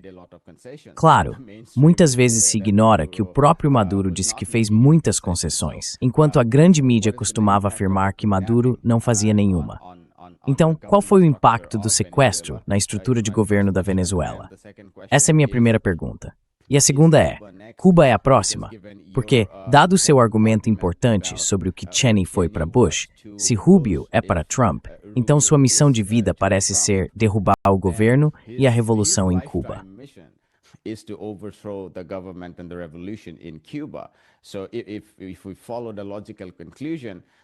Então, se seguirmos essa lógica, estamos basicamente esperando por outro grande estrangulamento e uma guerra direta, digamos, contra Cuba, porque a guerra contra a Revolução Cubana continua e as sanções mais severas foram impostas a eles. Também ouvimos que petroleiros russos chegaram recentemente a Cuba. A grande mídia diz que a Guarda Costeira dos Estados Unidos permitiu ou suspendeu o bloqueio. Claro que o bloqueio não foi suspenso. Não sabemos muitos detalhes sobre como eles chegaram lá, se foi pela força ou por incapacidade da Guarda Costeira dos Estados Unidos. Não sei os detalhes, mas como você interpreta toda essa situação nessas regiões, no contexto da guerra, das eleições de meio de mandato e da impopularidade geral do governo dos Estados Unidos?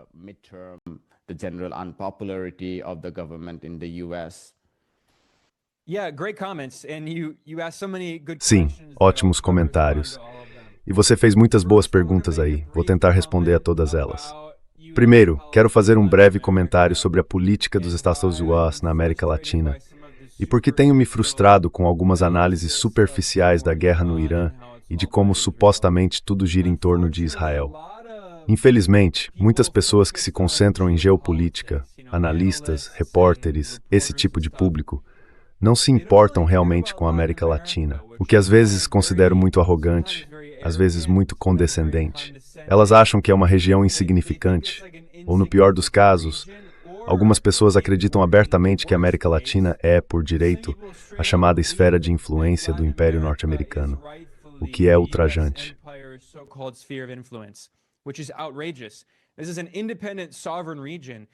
Esta é uma região independente e soberana.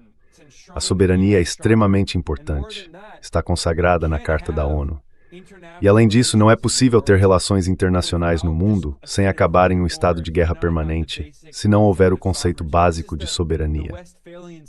Este é o sistema de Westfália.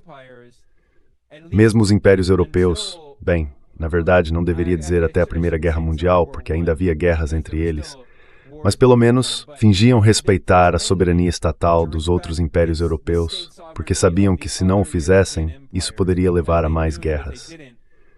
É claro que o sistema de Westfália sempre foi hipócrita, porque os impérios europeus não respeitavam a soberania do Sul global.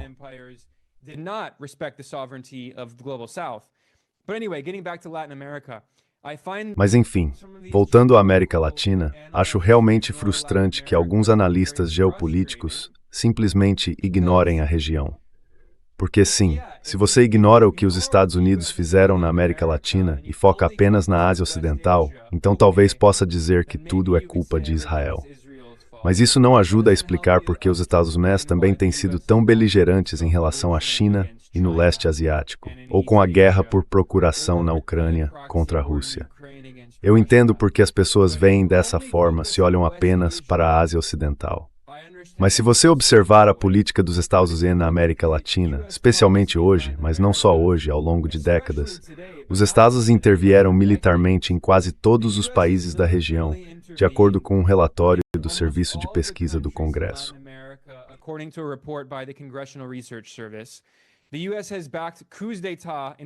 Os Estados Unidos apoiaram golpes de Estado em praticamente todos os países da América Latina. Quero dizer, o que os Estados Unidos fizeram na América Latina, não apenas em nossas vidas, mas por 2 séculos, é absolutamente escandaloso. E agora Trump está pisando fundo, e mais especificamente, Marco Rubio. Eles estão revivendo a doutrina colonial de Monroe de 1823. Agora chamam de doutrina Monroe e estão lançando o que chamam de Operação Extermínio Total na América Latina. Então, chegando à Venezuela. Bem, antes de falar da Venezuela, deixe-me destacar qual é a estratégia aqui. Claro, a estratégia para a América Latina sempre foi o controle sobre os recursos naturais da região e a derrubada de qualquer governo independente, especialmente os de esquerda.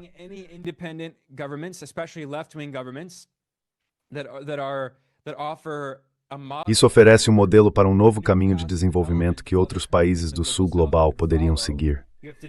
É preciso destruir qualquer exemplo positivo, tornar a vida deles um inferno e impor sanções e um bloqueio como punição, para que qualquer país que tente seguir um caminho socialista, ou pelo menos antineoliberal, seja visto como uma ameaça. Basicamente é como dizer, não façam o que a Venezuela fez, não façam o que Cuba fez, ou enfrentarão as mesmas consequências. Imporemos um bloqueio a vocês. Ou seja, destruir a ameaça de um bom exemplo. Além disso, o controle dos recursos naturais, o controle dos mercados e a massiva desindustrialização da América Latina.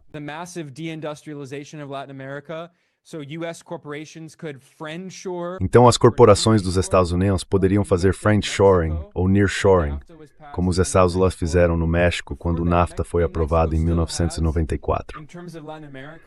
Antes disso, o México ainda tinha, em termos da América Latina, uma das maiores participações industriais no PIB. Se você observar toda a região, se olhar para a participação industrial no PIB da América do Sul até a década de 1980 e mesmo durante os anos 1970, a América do Sul tinha a maior participação industrial no PIB de todas as regiões do mundo. Esse foi o auge das políticas de ISI, industrialização por substituição de importações, que foram amplamente impulsionadas por Argentina e Brasil. E o economista mais famoso a defender a ISI foi Raul Prebisch, conhecido por seu trabalho na ONU e na UNCTAD, a Conferência das Nações Unidas sobre Comércio e Desenvolvimento.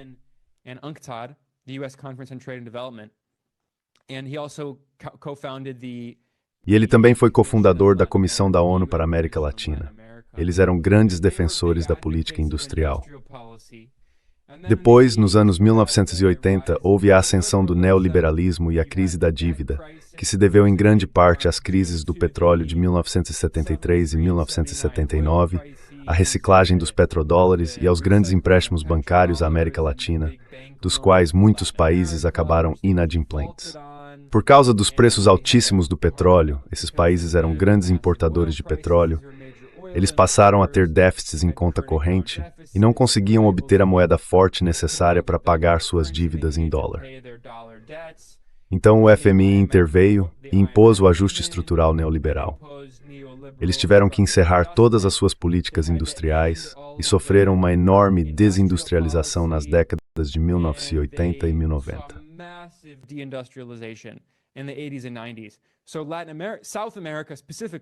Então a América do Sul passou de ser uma das regiões mais industrializadas do sul global, provavelmente a mais industrializada, para agora ser a segunda menos industrializada, atrás apenas da África subsaariana.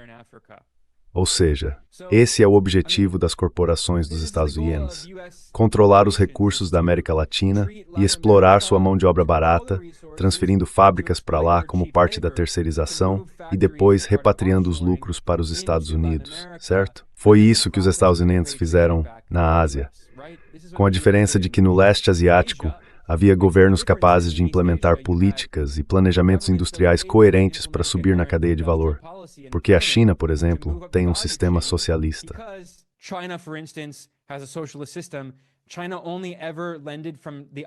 A China só tomou empréstimos do FMI 2 vezes na história, nos anos 1980, e os pagou imediatamente. Nunca mais fez isso. Já na América Latina, bem, todos nós conhecemos a história. Então, novamente, se você sabe algo sobre a política dos Estados Unidos na América Latina, é puro imperialismo sem parar. Não dá para simplesmente culpar Israel. Enfim, voltando à sua pergunta sobre a Venezuela, as pessoas que... Bem, vou tentar ser breve, minhas respostas nunca são breves. Desculpe, mas relativamente breve. Na Venezuela, os Estados não conseguiram realizar uma mudança de regime. É um governo praticamente intacto.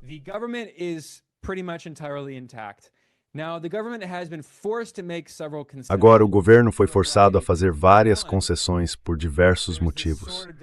Um deles, a essa espada de Damocles pairando sobre ele, em que os Estados Unidos, a qualquer momento, poderiam simplesmente matar ou sequestrar a liderança da Venezuela. Mas não é só isso, também é por causa da destruição extrema causada pelo bloqueio e pelas sanções. Eu estive na Venezuela muitas vezes, falo espanhol fluentemente, conheço muitas pessoas lá. E veja, quando estive na Venezuela em 2019, durante a última tentativa de golpe com Juan Guaidó, foi a inflação mais louca que já vi na minha vida. Duvido que algum dia volte a haver uma inflação naquele nível, em que literalmente havia milhares e milhares, quero dizer, muitos milhares, de % de inflação por ano, como dezenas de milhares de % de inflação.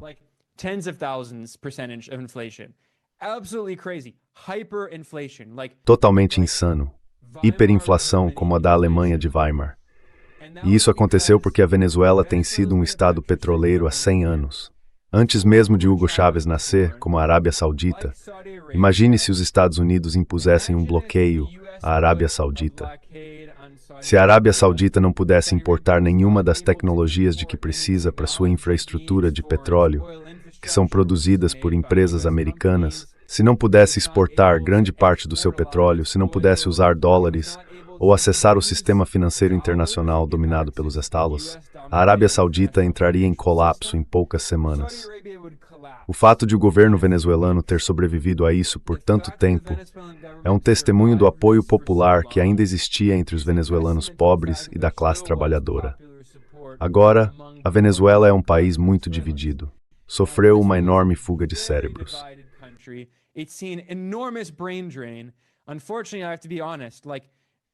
Infelizmente, tem que ser honesto.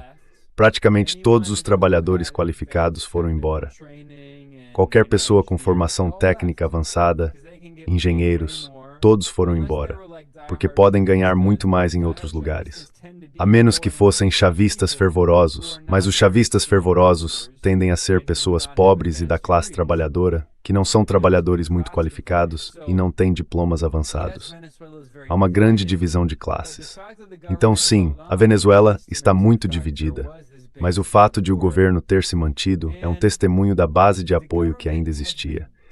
O governo tem tentado desesperadamente conseguir alívio das sanções. E, basicamente, você mencionou que Maduro também estava disposto a fazer concessões. Ele permitiu uma privatização parcial da indústria do petróleo, embora isso tenha sido deturpado por alguns críticos da ultra-esquerda. Por isso, ele tem sido criticado dentro da esquerda venezuelana. Alguns membros da esquerda venezuelana argumentam que ele fez demais.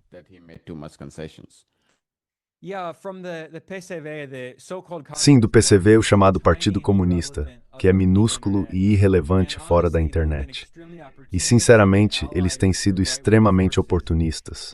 Chegaram até a se aliar a algumas forças de direita nas últimas eleições. Então, quero dizer de novo, é apenas ultra-esquerdismo, eles literalmente preferem que a direita vença. Na última eleição, estavam apoiando a direita em vez de Maduro. Completamente absurdo. Isso é ridículo. A realidade é que você não pode simplesmente desenvolver o socialismo por mágica quando é um estado petroleiro e não tem indústria. Porque qualquer pessoa que conheça o básico, isso é economia política básica, a famosa maldição dos recursos, ou doença holandesa, sabe que isso já aconteceu repetidas vezes ao longo da história.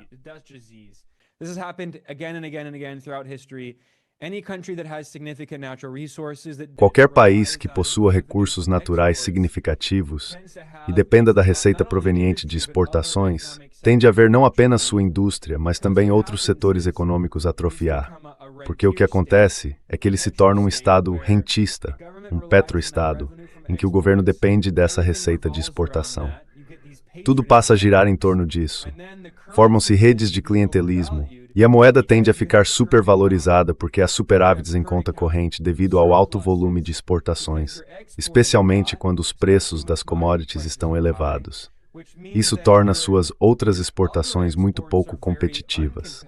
Como é possível desenvolver qualquer tipo de manufatura quando a sua moeda é tão cara?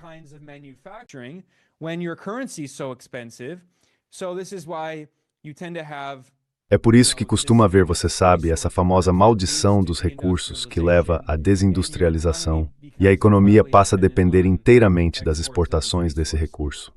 A Arábia Saudita, um dos países mais ricos do mundo em termos per capita, tem tentado desesperadamente diversificar sua economia, com muito pouco sucesso, por causa da maldição dos recursos.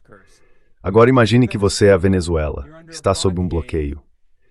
Quero dizer novamente, esses problemas de que estou falando existem na Venezuela há 100 anos, desde que o petróleo foi descoberto. A diferença é que quando a Revolução Bolivariana começou sob Hugo Chávez, ele disse, vamos usar a renda do petróleo para beneficiar a maioria da população.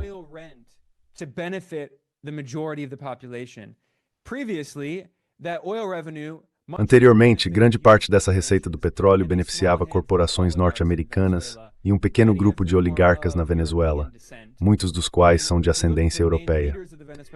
E se você observar os principais líderes da oposição venezuelana, todos estão intimamente ligados, por meio de suas famílias, a esses oligarcas.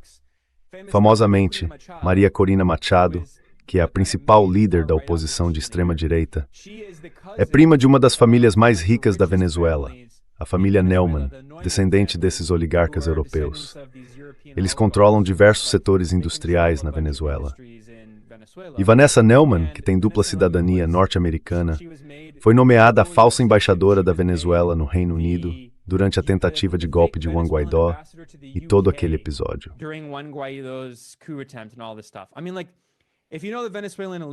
Quer dizer, se você conhece as elites venezuelanas, todas são tão endogâmicas. São todos primos de outros oligarcas. É um absurdo. Leopoldo López Mendoza é o outro principal líder da oposição de extrema-direita, agora baseado na Espanha. Ele vem de uma das famílias oligárquicas mais ricas. É primo da família Halvorson, que são oligarcas noruegueses. Quero dizer, é como... A Venezuela é o exemplo clássico de livro-texto dos oligarcas da burguesia compradora que costumavam governar o país em nome de Washington. Eles são um pequeno punhado de elites. Eles se beneficiam. A imensa maioria da população não vê benefício algum. É assim que o Haiti é governado. É assim que tantos países do sul global são governados, certo? Especialmente na América Latina. A ligação com a Europa, com a Espanha, com Portugal.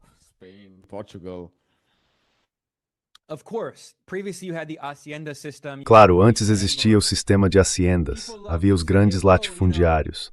As pessoas adoram dizer, você sabe, no início do século XX, a Argentina era um dos países mais ricos do mundo em termos per capita. Quer dizer, a Argentina era uma economia de plantation, como a Confederação no sul dos Estados Unidos. Ok, pode-se dizer que eram ricos, mas isso acontecia porque tinham muitas exportações agrícolas e uma população pequena, porque, aliás, a maior parte da população indígena foi exterminada. E isso foi antes das grandes ondas de imigração europeia.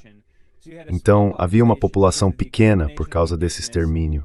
E esses grandes latifundiários controlavam enormes exportações agrícolas, sem indústria, e sobreviviam, viviam basicamente de condições de escravidão, em que os povos indígenas trabalhavam em suas plantações por salários ínfimos e em condições horríveis.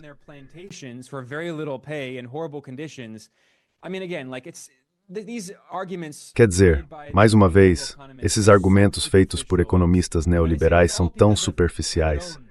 Eles dizem que é tudo por causa de Perón e dos peronistas, e que a industrialização por substituição de importações condenou a Argentina. É exatamente o contrário. Aquela foi a melhor era da Argentina. Era uma grande potência industrial, com um padrão de vida muito alto e uma forte rede de proteção social. Foi a era neoliberal que desindustrializou o país. O regime militar neoliberal dos anos 1970, sob Videla, que desindustrializou a Argentina e a transformou no que é hoje, onde a economia depende em grande parte da exportação de soja e milho. Enfim, voltando à Venezuela, Chávez disse, vamos usar a receita do petróleo para beneficiar a maioria da população.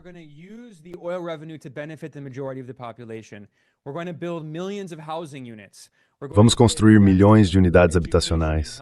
Vamos investir em educação e saúde. Olhando para trás, é impressionante o que a Venezuela conquistou. a redução da pobreza. Claro, há críticas que podem ser feitas. Por exemplo, acho legítimo dizer que eles deveriam ter criado um fundo soberano e investido a receita do petróleo. No entanto, mesmo esse argumento com o qual eu concordo, não é uma solução mágica, porque é preciso olhar para os balanços e os ativos detidos por esses grandes fundos soberanos. É conhecido que a Noruega tem um fundo soberano muito grande, é outro petroestado, e se você observar suas participações, a maioria são ativos dos Estados Unidos. Não totalmente, mas em grande parte ações americanas.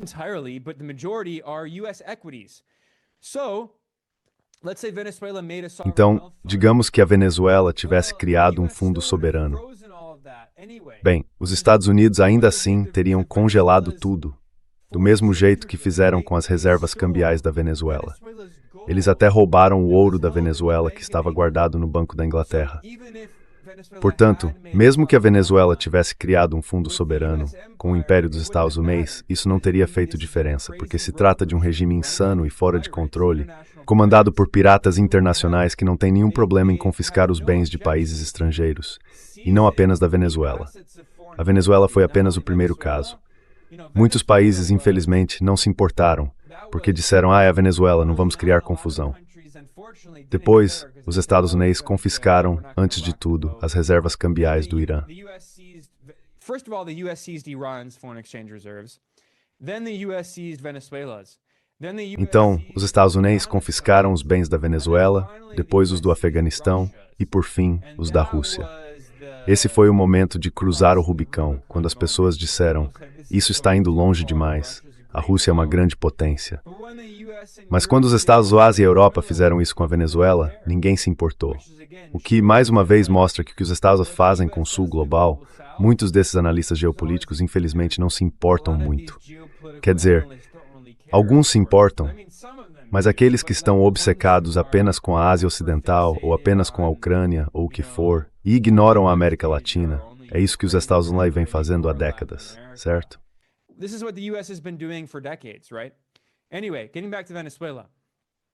Enfim, voltando à Venezuela, Chávez reconheceu que o país havia sido um petroestado.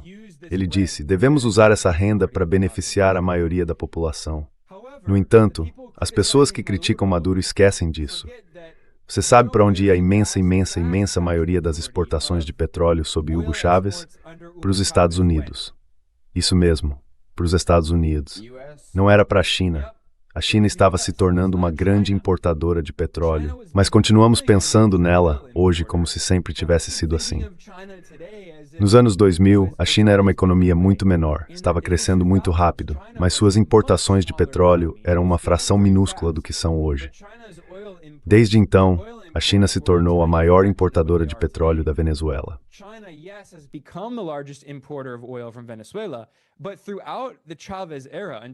Mas durante toda a era Chávez, até ele vencer a eleição e se tornar presidente em 1999, ou seja, de 1999 até sua morte em 2013, a imensa maioria das exportações de petróleo da Venezuela foi para os Estados Unidos durante todo esse período.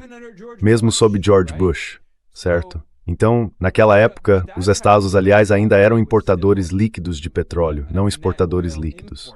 Isso também mudou muito o cenário, certo? Porque, a partir da década de 2010, com a explosão da produção de xisto e da tecnologia de fraturamento hidráulico, os Estados Unidos se tornaram exportadores líquidos de petróleo e o maior exportador de petróleo do mundo. Assim, deixaram de depender da importação do petróleo pesado venezuelano.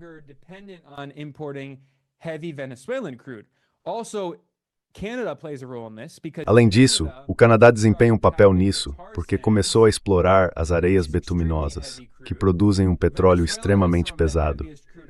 A Venezuela possui alguns dos petróleos mais pesados do planeta, e isso não é novidade, remonta à década de 1950. Os Estados Unidos começaram a construir refinarias no Golfo do México, e essas refinarias foram projetadas para processar petróleo muito pesado e com alto teor de enxofre vindo da Venezuela. Esse era o sistema. A Venezuela foi integrada diretamente a essa infraestrutura, que levou décadas e muitos bilhões de dólares para ser construída. Então, quando Chávez chegou ao poder, ele de fato nacionalizou a indústria do petróleo. No entanto, Mesmo isso não é bem compreendido. However, even that is not understood. Chavez's policy that he passed. A política de Chávez que ele implementou, bem, tecnicamente o petróleo na Venezuela foi nacionalizado em 1976 sob Carlos Andrés Pérez, o CAP, Carlos Andrés Pérez. No entanto, era uma nacionalização apenas no papel. Na verdade, muitos países do sul global, constitucionalmente, afirmam que todos os seus recursos naturais pertencem ao povo, ao país, mas fazem grandes concessões. Então, na prática, eles não são realmente nacionalizados. Tecnicamente, o petróleo da Venezuela foi nacionalizado, mas apenas no papel. Chávez, em 2006-2007, o nacionalizou completamente. No entanto, ele permitiu empreendimentos conjuntos, mas a empresa estatal de petróleo, a PDVSA, precisava manter participação majoritária em todos eles.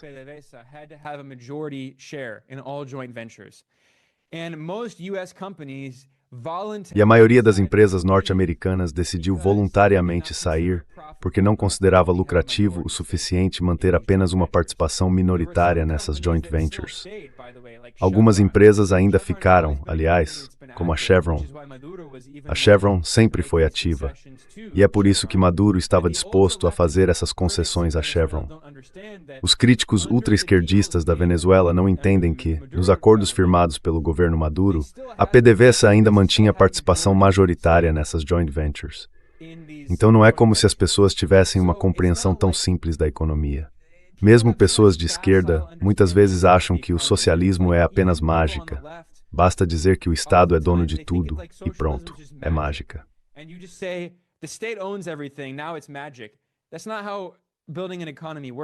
Não é assim que se constrói uma economia. A realidade é que a Venezuela tinha participação majoritária em alguns desses projetos de petróleo. Mas estamos falando apenas de perfuração e talvez de exploração. Embora até grande parte da exploração estivesse sendo feita por empresas estrangeiras, porque isso exige muitos engenheiros qualificados. Quero dizer, a Venezuela ainda é um país do sul global, ainda é um país relativamente pobre e em desenvolvimento. Eles não têm muitos engenheiros, especialmente com as sanções massivas, o bloqueio e a fuga de cérebros. O tipo de trabalhador qualificado que sabe como explorar e encontrar todo esse petróleo, especialmente perfuração em alto mar e tudo mais, é algo muito complexo. Enfim, o ponto que quero destacar aqui é que não se trata apenas disso.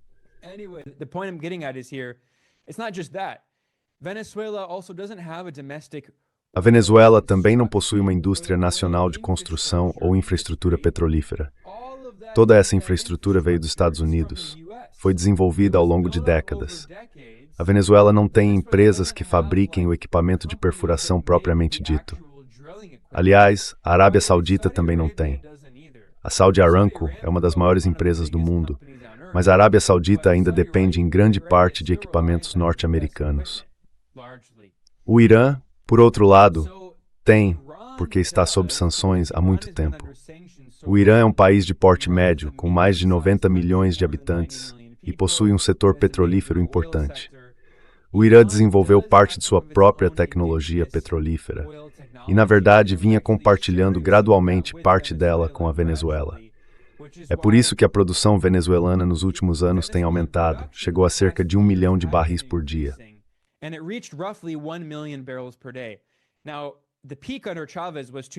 Agora, o pico sob Chávez foi de 2,5 milhões, mas as condições eram muito diferentes. Preços do petróleo muito altos antes do colapso do superciclo das commodities. De aproximadamente 2014 a 2016, houve uma queda massiva nos preços do petróleo. Depois sanções em 2017, tudo isso. Mas a realidade é que a Venezuela, mesmo tendo nacionalizado seu setor petrolífero, ainda dependia fortemente de importações dos Estados Unidos. A Venezuela também possui um petróleo extremamente pesado e ácido. Eles precisam importar petróleo leve e doce ou produtos químicos como a nafta, que são necessários para o refino. E, aliás, a maior parte do refino na Venezuela não era feita internamente. Você sabe onde era feita. Os Estados Unidos.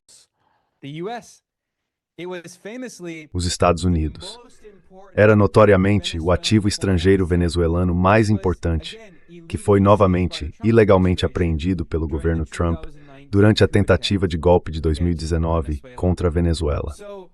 Assim, a Venezuela é um exemplo de país que estava não apenas economicamente, mas também estruturalmente, completamente integrado à indústria petrolífera dos Estados Unidos desde a década de 1950. Não dá para simplesmente mudar isso da noite para o dia. Voltando ao que está acontecendo na Venezuela hoje, eu poderia passar mais uma hora falando sobre isso, e provavelmente não deveria. É melhor eu encerrar. O governo venezuelano reconheceu que precisava fazer todas essas concessões.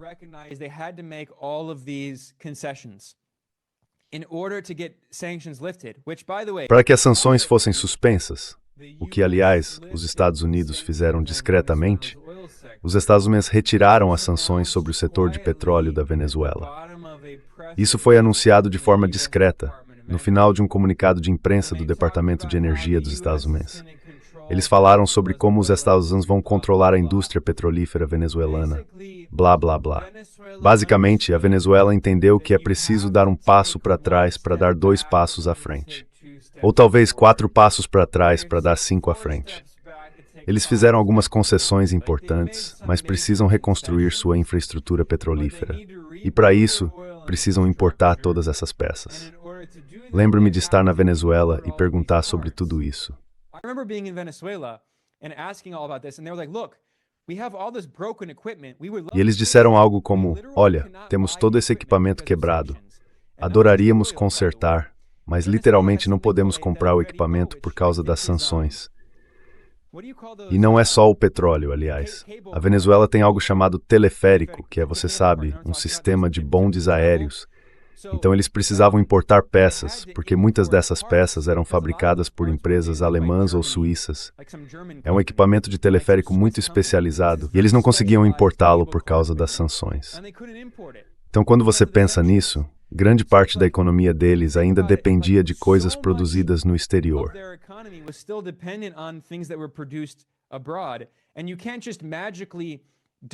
E você não pode simplesmente criar magicamente uma empresa de teleféricos, mesmo que seja estatal.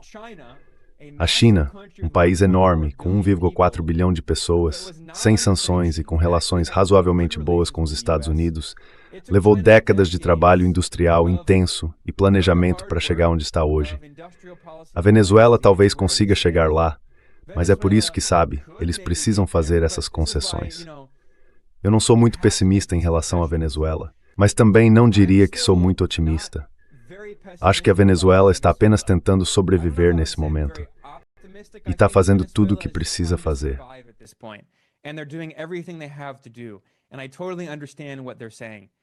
E eu entendo totalmente o que eles estão dizendo. E sabe, aliás, a última coisa que direi sobre a Venezuela é o seguinte.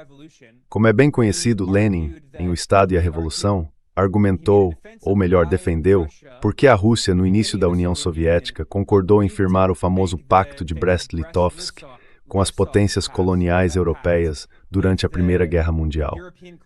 Era para retirar a Rússia, a União Soviética, da guerra, porque os soviéticos haviam prometido paz, terra e pão.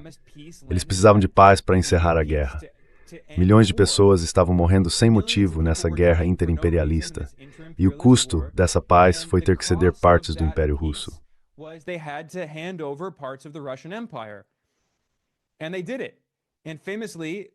E eles fizeram isso.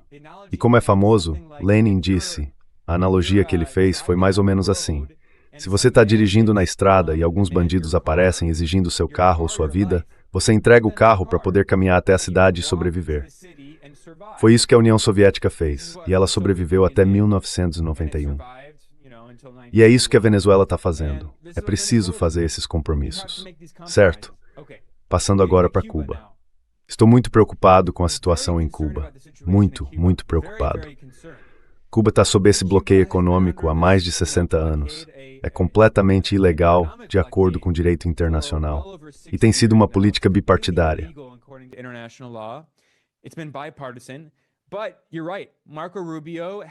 Mas você tem razão. Marco Rubio fez de sua missão de vida realizar uma mudança de regime em Cuba, derrubar a Revolução Cubana. Ele mentiu ao longo de toda a sua carreira política sobre seus pais.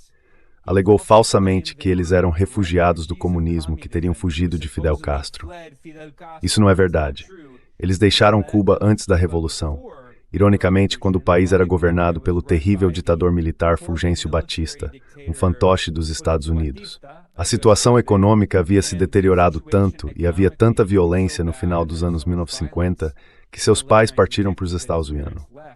De qualquer forma, acho que Rubio vai fazer tudo o que puder para tentar derrubar o governo cubano.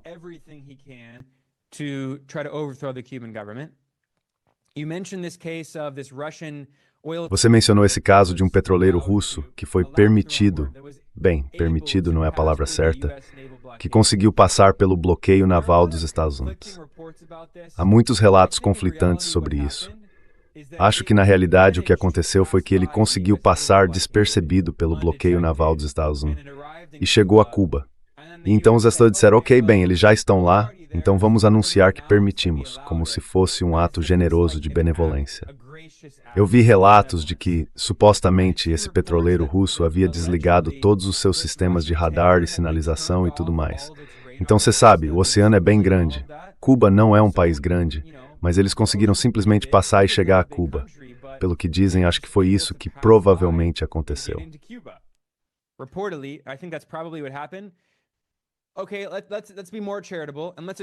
Ok, vamos ser mais generosos e supor que talvez os Estados Unidos tenham feito uma exceção para permitir que esse petróleo entrasse.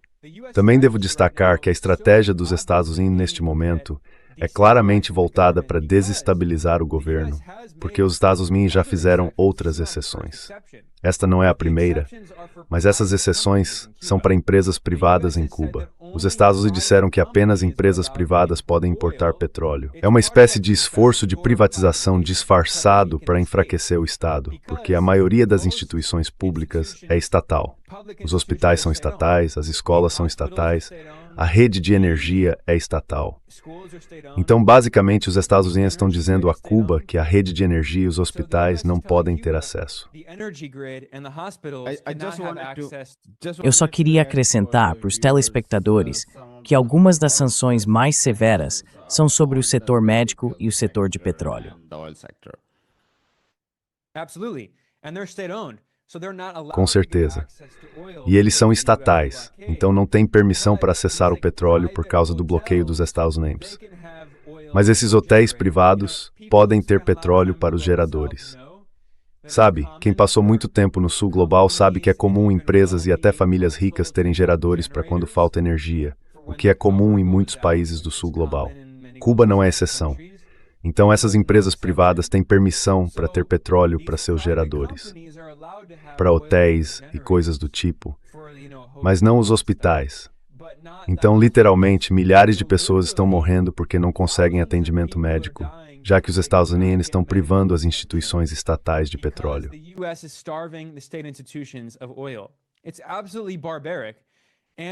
É absolutamente bárbaro, e eles querem colapsar o Estado, ou pelo menos causar tanto sofrimento que o povo se levante e derrube o governo. Essa sempre foi a intenção. Se voltarmos no tempo, costumo citar um telegrama do Departamento de Estado dos Estados Unidos de 1960, um ano após a vitória da Revolução Cubana em 1959. Ele foi desclassificado. Está disponível no site do escritório do historiador do Departamento de Estado. É de 2 altos funcionários do Departamento de Estado, um memorando que enviaram um ao outro. Nele, eles reconhecem que, primeiro, Fidel Castro e o governo revolucionário eram muito populares, e não havia oposição política efetiva, que havia sido desacreditada por ser composta de fantoches corruptos dos Estados Unidos, trabalhando com a máfia nos cassinos.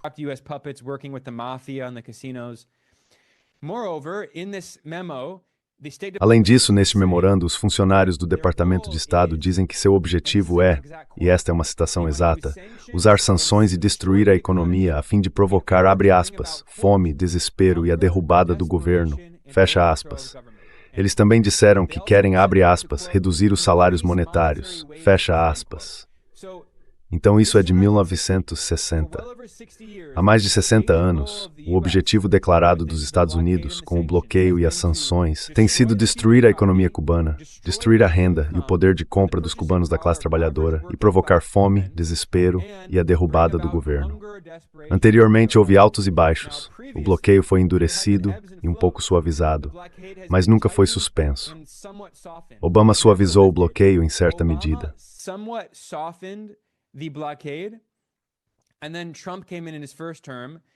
Então Trump assumiu durante seu primeiro mandato e aumentou massivamente, endureceu, o bloqueio com centenas de novas sanções. Biden assumiu, ele realmente não fez muita coisa, também não suspendeu muitas sanções. E então, quando Trump voltou, Cuba já estava tão fortemente sancionada que ele levou isso a um novo patamar, um bloqueio naval. Dizem que é um bloqueio de petróleo. É um bloqueio de petróleo, mas é pior do que isso, é um bloqueio militar. Porque como os Estados Unidos impõem um bloqueio de petróleo? Através da Marinha, através do uso militar para impedir que países enviem petróleo a Cuba. Além disso, Trump ameaçou aplicar tarifas a qualquer país que venda petróleo a Cuba. Marco Rubio afirmou falsamente em uma entrevista que o motivo de Cuba ser tão pobre e desesperada a ponto de precisar de caridade é porque está pedindo que outros países doem petróleo.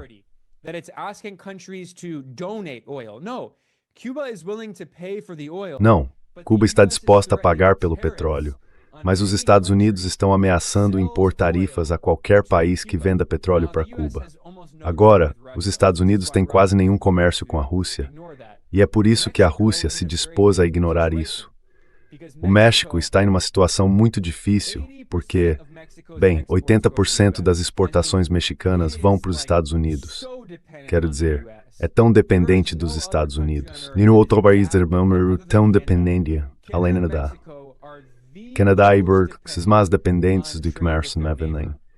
Portanto, os Estados Unidos estão desde o México, está devastador à economia mexicana. It would be devastating to the Mexican economy. But the Mexican government right now is a left-wing, very... Mas o governo mexicano atualmente é um governo de esquerda, muito principista e bastante pró-Cuba. Isso coloca a presidente Claudia Sheinbaum em uma situação realmente complicada. Ela quer apoiar Cuba, mas se desafiar o bloqueio dos Estados Unidos e vender petróleo para Cuba, e então Trump impor tarifas ao México, isso devastaria a economia mexicana. É isso que as pessoas não entendem sobre o bloqueio a Cuba. Não é os defensores, ou pelo menos os que o justificam, dizem que Cuba inventa desculpas, mas que o bloqueio apenas impede o comércio com os Estados Unidos. Em primeiro lugar, isso não é verdade. Em segundo, é uma economia do hemisfério ocidental. The US is the biggest economy in the Western Hemisphere. Most countries in the Western Hemisphere until recently... A maioria dos países do hemisfério ocidental, até recentemente, tinha os Estados Unidos como seu maior parceiro comercial. A China, só na última década, se tornou o maior parceiro comercial da América do Sul. Mas, novamente, isso é um desenvolvimento muito recente. Até os anos 2000, em toda a história moderna, os Estados Unidos eram o maior parceiro comercial dessa região. Portanto, o fato de Cuba não poder comercializar com os Estados Unidos era, na verdade, um grande problema para a economia cubana. Anteriormente, o país comercializava com a União Soviética, mas a União Soviética colapsou em 1991. Depois veio o período especial de extrema dificuldade nos anos 1990. E o que estamos vendo hoje é a pior dificuldade desde os anos 1990, desde aquele período especial.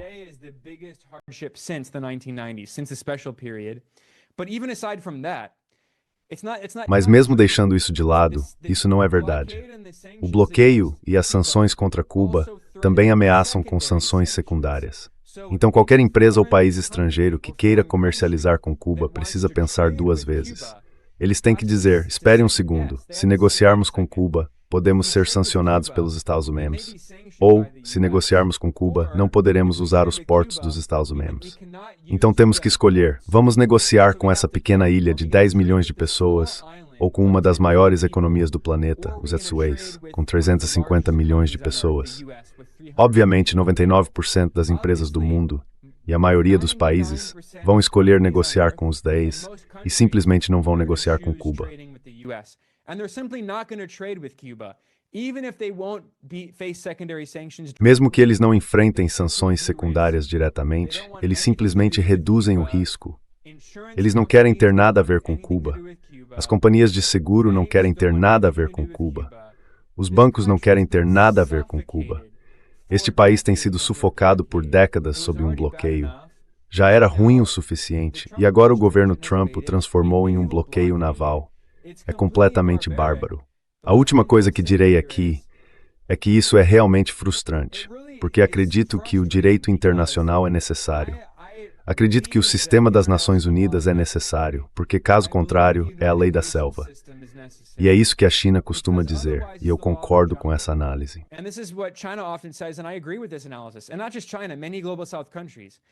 E não é só a China, muitos países do sul global também. Existem infinitas críticas válidas à ONU. Ela é excessivamente dominada pelas potências ocidentais, especialmente pela Europa.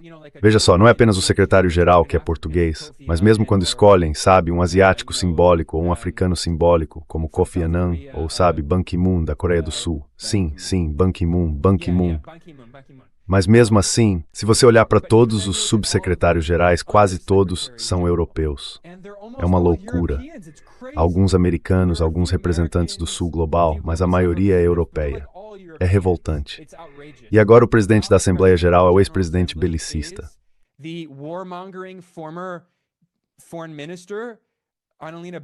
A ministra das Relações Exteriores, Annalena Baerbock, do Partido Verde. É uma loucura. Tenho tantas críticas à ONU, não me entenda mal, mas precisamos ter alguma estrutura internacional da qual todos os países façam parte. Eles precisam de pelo menos algum tipo de representação e de voz. Acho que o Conselho de Segurança da ONU precisa ser drasticamente reformado, se não completamente abolido, para ser honesto. Há tantos problemas. Mas independentemente de tudo isso, precisamos desse sistema porque caso contrário seria simplesmente a lei da selva. É isso que os Estados Unidos querem fazer. Os Estados Unidos se retiraram basicamente de todas as instituições da ONU, exceto o Conselho de Segurança e a Assembleia Geral.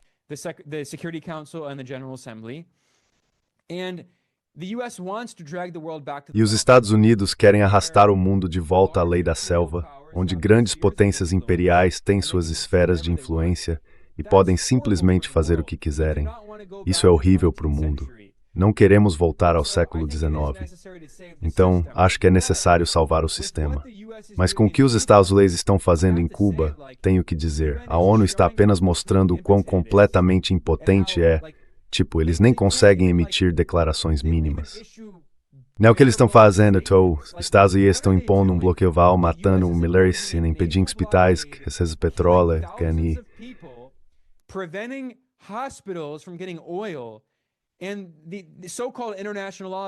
e o chamado direito internacional não está fazendo nada.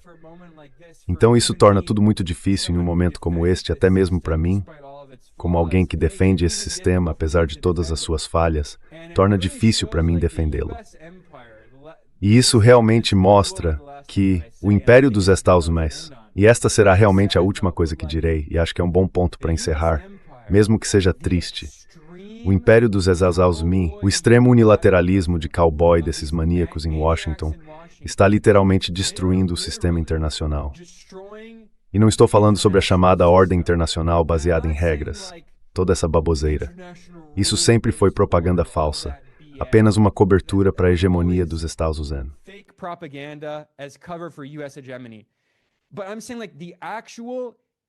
Mas o que estou dizendo é que a estrutura real do direito internacional, apesar de suas infinitas falhas, apesar de todos os problemas com a ONU, não tenho certeza se esse sistema realmente vai sobreviver aos próximos anos do que os Estados Unidos estão fazendo. E não se trata apenas de Donald Trump.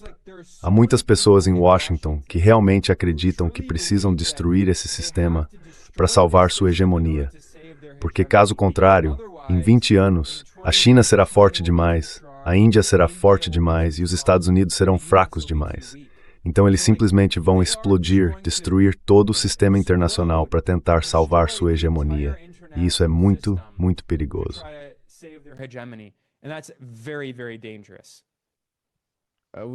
Vamos encerrar por aqui, Ben. Muito obrigado pelo seu tempo. Foi uma análise realmente útil. Analysis.